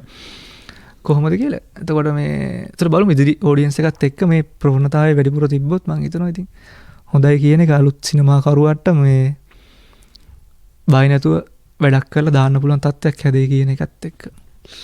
අපි බලමු අපිත් උත්සාහ කරන්නේ ඒකම තමයි මොකද අවසානයේදී ඔය හැම නිර්මාණයක්ම රස විඳලා නරඹලා මිනිස්සු අලුත් වෙනවා වෙනස් වෙනවා මිනිස්සු තමන් අර ඉන්න මානෙන් වෙනස් මානයකට එනවා. එතකොට ලෝකයක් වෙනස් වෙන්න ගන්නවා හොඳ විදිහට අලුත් වෙනවා. මනුස්සකම් වැඩි දියුණු වෙනවා. ඒවත් ඇත්තටම හොඳ මේ ධනාත්මක ප්‍රතිඵල. මොකද දැන් මේ අපි පුනරුදයක් කරා යන්න යම් අදහසක් තියෙනවා නම් ඒවත් මම දන්නේ දේශපාලනික වශයෙන් විදිහටම මිනිස්සු විදිහට පෞද්ගලිකව තනිව තමන් ඇතුළෙත් ඒවා පුනරුදය සඳහා වන දේවල් වගාදිගා කරගත යුතුයි. ඒක නිසා කලාව තමයි මම හිතන්නේ හොඳම මාධ්‍ය. ඒ වෙනුවෙන් කෙනෙක්ව උත්තේජනය කරන්න, කෙනෙක්ව යොමු කරවන්න. ඉතින් විමුක්තිලා වගේ මේ නවක පිරිස් කර්මාන්තය ඇතුලේ මොන මොන ප්‍රශ්න අර්බුද තිබුණත් අත් නොහැර මේ වෑයම ගන්න එකම තමයි හපංකම. ඒ නිසා විමුක්ති බොහොම ස්තුතියි. මේ වගේ ප්‍රශ්න ගොඩක් තියෙන ක්ෂේත්‍රයකට ඔබ වැනි නවකයන්ගේ පැමිණීම තවදුරටත් ඉතින් සමහරවිට දැන් විමුක්තිට මොකක් හරි අවස්ථාවක් ලැබුණානේ. එහෙම ෆිල්ම් එකක් පෙන්න ගන්න බැරිව වුණත් සමහර තරුණයෝ උත්සාහ කරනවා. ඒක තමයි අගයන්න ඕන මේ පසසන්න ඕන වැඩේ. කියන්නේ සමහරවිට තමන් කරපු ෆීචර් ෆිල්ම් එක ලෙන්ත් ෆිල්ම් එක පෙන්න ගන්න විදියක් නැහැ. දෙවෙනි ෆිල්ම් එකත් කරනවා. එහෙම පිරිසක් ඉන්නවා මේ ක්ෂේත්‍රය ඇතුලේ. දැන් මං විතර නෙමෙයි එන අලුත් නිව් ෆිල්ම් එකස්ලා අයිඩියාස් තියාගෙන වැඩ කරලා ඉන්න ඒ කියන්නේ සෑහෙන ගැටලු වලට මොන පාලතින් ඉන්න කොහොම හරි ඒගොල්ලොත් හැබැයි අල්ලගෙන ඉන්න වැඩේ අතාරින්නේ නැහැ. ඒක තමයි ඒකේ මොනවා හරි විකල්ප හොයනවා සබ්ස්ක්‍රිප්ෂන් ප්ලැට්ෆෝම් වගේ මොනවා හරි විකල්ප හොයාගෙන ඔවුන් උත්සාහ කරනවා තමන්ගේ නිර්මාණය එලි දක්වන්න. දැනටත් අපි එතකොට මේ ෆීචර් ෆිල්ම් එක දැන් වැඩ කරලා තියෙනවා. දැන් අර මගේ ෆිල්ම් එකේ මම ඔයාලට මුලින් කිව්වා වගේ දැන් ඒකේ සංස්කරණ කටයුත්ත මේ දවස්වල යන්නේ. ඒ ගැන පොඩ්ඩක් චුට්ටක් කියමු. ඔව් පොඩි අදහසක් අපි ඒකටත් ගමු. මේ ඒක කරන්නේත් මගේ ෆිල්ම් එකේ ඇක්ට් කරන එක්කෙනා මම ඇවිල්ලා මේ saint Sebastian's college Moratuwa drama and theatre sir කෙනෙක් එයාගේ සෙකන්ඩ් ෆිල්ම් එක මේක ෆස්ට් එක එයා කරා ෆස්ට් එක සකී කියලා ෆිල්ම් එකක් කරේ. එතකොට ඒකේ රඟපානවා ජගත් චමිල, මනෝජ ෆෙනෑන්ඩු, එතකොට තරිඳු දේවතන්ත්‍රි, මිහිරියාපා කියන ප්‍රධාන චරිතත් එක්ක රඟපානට ඒක පෝස්ට් ප්‍රොඩක්ෂන් පැත්ත කරන්නේ මම. ෆුලි පෝස්ට් ප්‍රොඩක්ෂන් වලට වඩා අපි අර ෆිල්ම් වලට තියෙන නිසා ඊට වඩා පොඩි බැඳීමක් තියෙනවා කතාවත් වැඩෙත් එක්ක. මේ ඒකත් අපි මේ නෙක්ස්ට් ඉයර් අන්තිම වගේ වෙද්දි රිලීස් කරන්න ඉන්න ෆිල්ම් එකක්. දැන්ට අපි නම තියෙන්නේ ඒකේ හස් ගැබයට කියලා ටෙනටිව් ටයිටල් එකක් හැටියට තියෙන්නේ. පොඩ්ඩක් නම එහෙම වෙනස් වෙන්න පුළුවන් ඉස්සරහට සමහරක් විට. මේ ඇත්තට හොඳ නිර්මාණ. ඒකත් පොඩි සයිකොලොජිකල් කතාවක් එක්ක යන එකක් තමයි. මේ ඔය ෆිල්ම් එක ඇත්තට ඔය මගේ ෂූට් එක ඉවර වෙලා මේ කොහොම හරි මගේ ෂෝට් ෆිල්ම් එක ඉවර වෙලා මේ අපි ඔය ට්‍රාන්ස්පෝර්ටේෂන් වල ඔයාව බස්සන්න යද්දි කිව්ව අයිඩියා එකක් ඔය මට. එදා තමයි මට ඔය ෆිල්ම් එකේ විමුක්ති මෙහෙමයි විමුක්ති මගේ කතාවක් තියෙන ඔය වගේ සයිකොලොජි කතාවක් ඔක අපි කරනවා කියලා හරියටම මගේ ෆිල්ම් එක කරලා අවුරුද්දකින් පස්සේ ඒ වැඩේ අපි ආරම්භ කරා. මේ බලමු මේකත් ඇත්තටම පොඩි රහ වැඩක් මේ කට්ටිය එකතු වෙලා කරපු මේ නෙක්ස්ට් ඉයර් අපි අන්තිම වගේ එද්දි සමරක්කට උත්සාහ කරන කොහොමද රිලීස් කරගන්න මේ වැඩ කටයුතු ටික ඉවර කරලා. හරි අපි එතකොට ඒ අතරදී අපිට නැවත මේ වගේ වේදිකාවක මුණ ගැහෙන්න පුළුවන් වෙයි. මේ විශේෂත්වයම තමයි මීට අවුරුදු 10කට 15කට කලින් අර අපි අර එඩිටින් හදාරන්න ගිහිල්ලා මුණ ගැහිච්ච ඒ මුණ ගැහිම ආපහු මේ නිර්මාණෙත් එක්ක අලුත් වෙනවා. අපි කවදාවත් හිතුවේ නැහැ මටවත් මතන විමුක්ති හිතන්නත් නැතුව මේ විදිහට වැඩසටහනක අපිට ආපහු මුණ ගැහෙන්න ලැබෙයි කියලා ඒකත් එක්තරා විදිහක සතුටක් පෞද්ගලිකව අපි අත්විඳිනවා. එහෙනම් ස්තුති විමුක්ති. ආවට ගන්න උත්සාහය සාර්ථක වෙයි. ඔබ ගැන පෞද්ගලිකව මම දන්නේ හින්දා යමක්. ඒ නිසා ඒ මාර්ගේ යන්න අපි පසුපස ඉඳලා අපිට දෙන්න පුළුවන් සහයෝගය අපි දෙන්න. බොහොම ස්තුතියි අද වැඩසටහනට. රයිට් බොහොම ස්තුතියි අනුෂ්ක මේ අපිට නිව් ෆිල්ම් මේකර්ස්ලා හැටියට අපිට මේ මාධ්‍ය අවකාශය ලබා දෙනවට ඉදිරියේදී ඒ වගේ තව අවස්ථාව දෙන්න කියලා ඉතින් කියනවා. හරි අපි යම් ප්‍රතිශතයක් නවකයන් වෙනුත් මේ වැඩසටහනේ වෙන් කරනවා කවුරු මොන දේ කිව්වත්. එමනම් අපි වැඩසටහනේ නික්ම යනවා. අද පියුමි එදිරිසිංහ මෙහි ශ්‍රව්‍ය තුලනය කරමින් මේ දේවල් අහන්න ඔබට සැලැස්සුයි. වගේම අපේ නවමාධ්‍යයකගේ කල්න දිසානායක මේ රූප හසු කරගනිමින් ශබ්දයත් එක්ක මුසු කරලා අපේ ෆෑන් පේජ් එකට මුදා හැරි.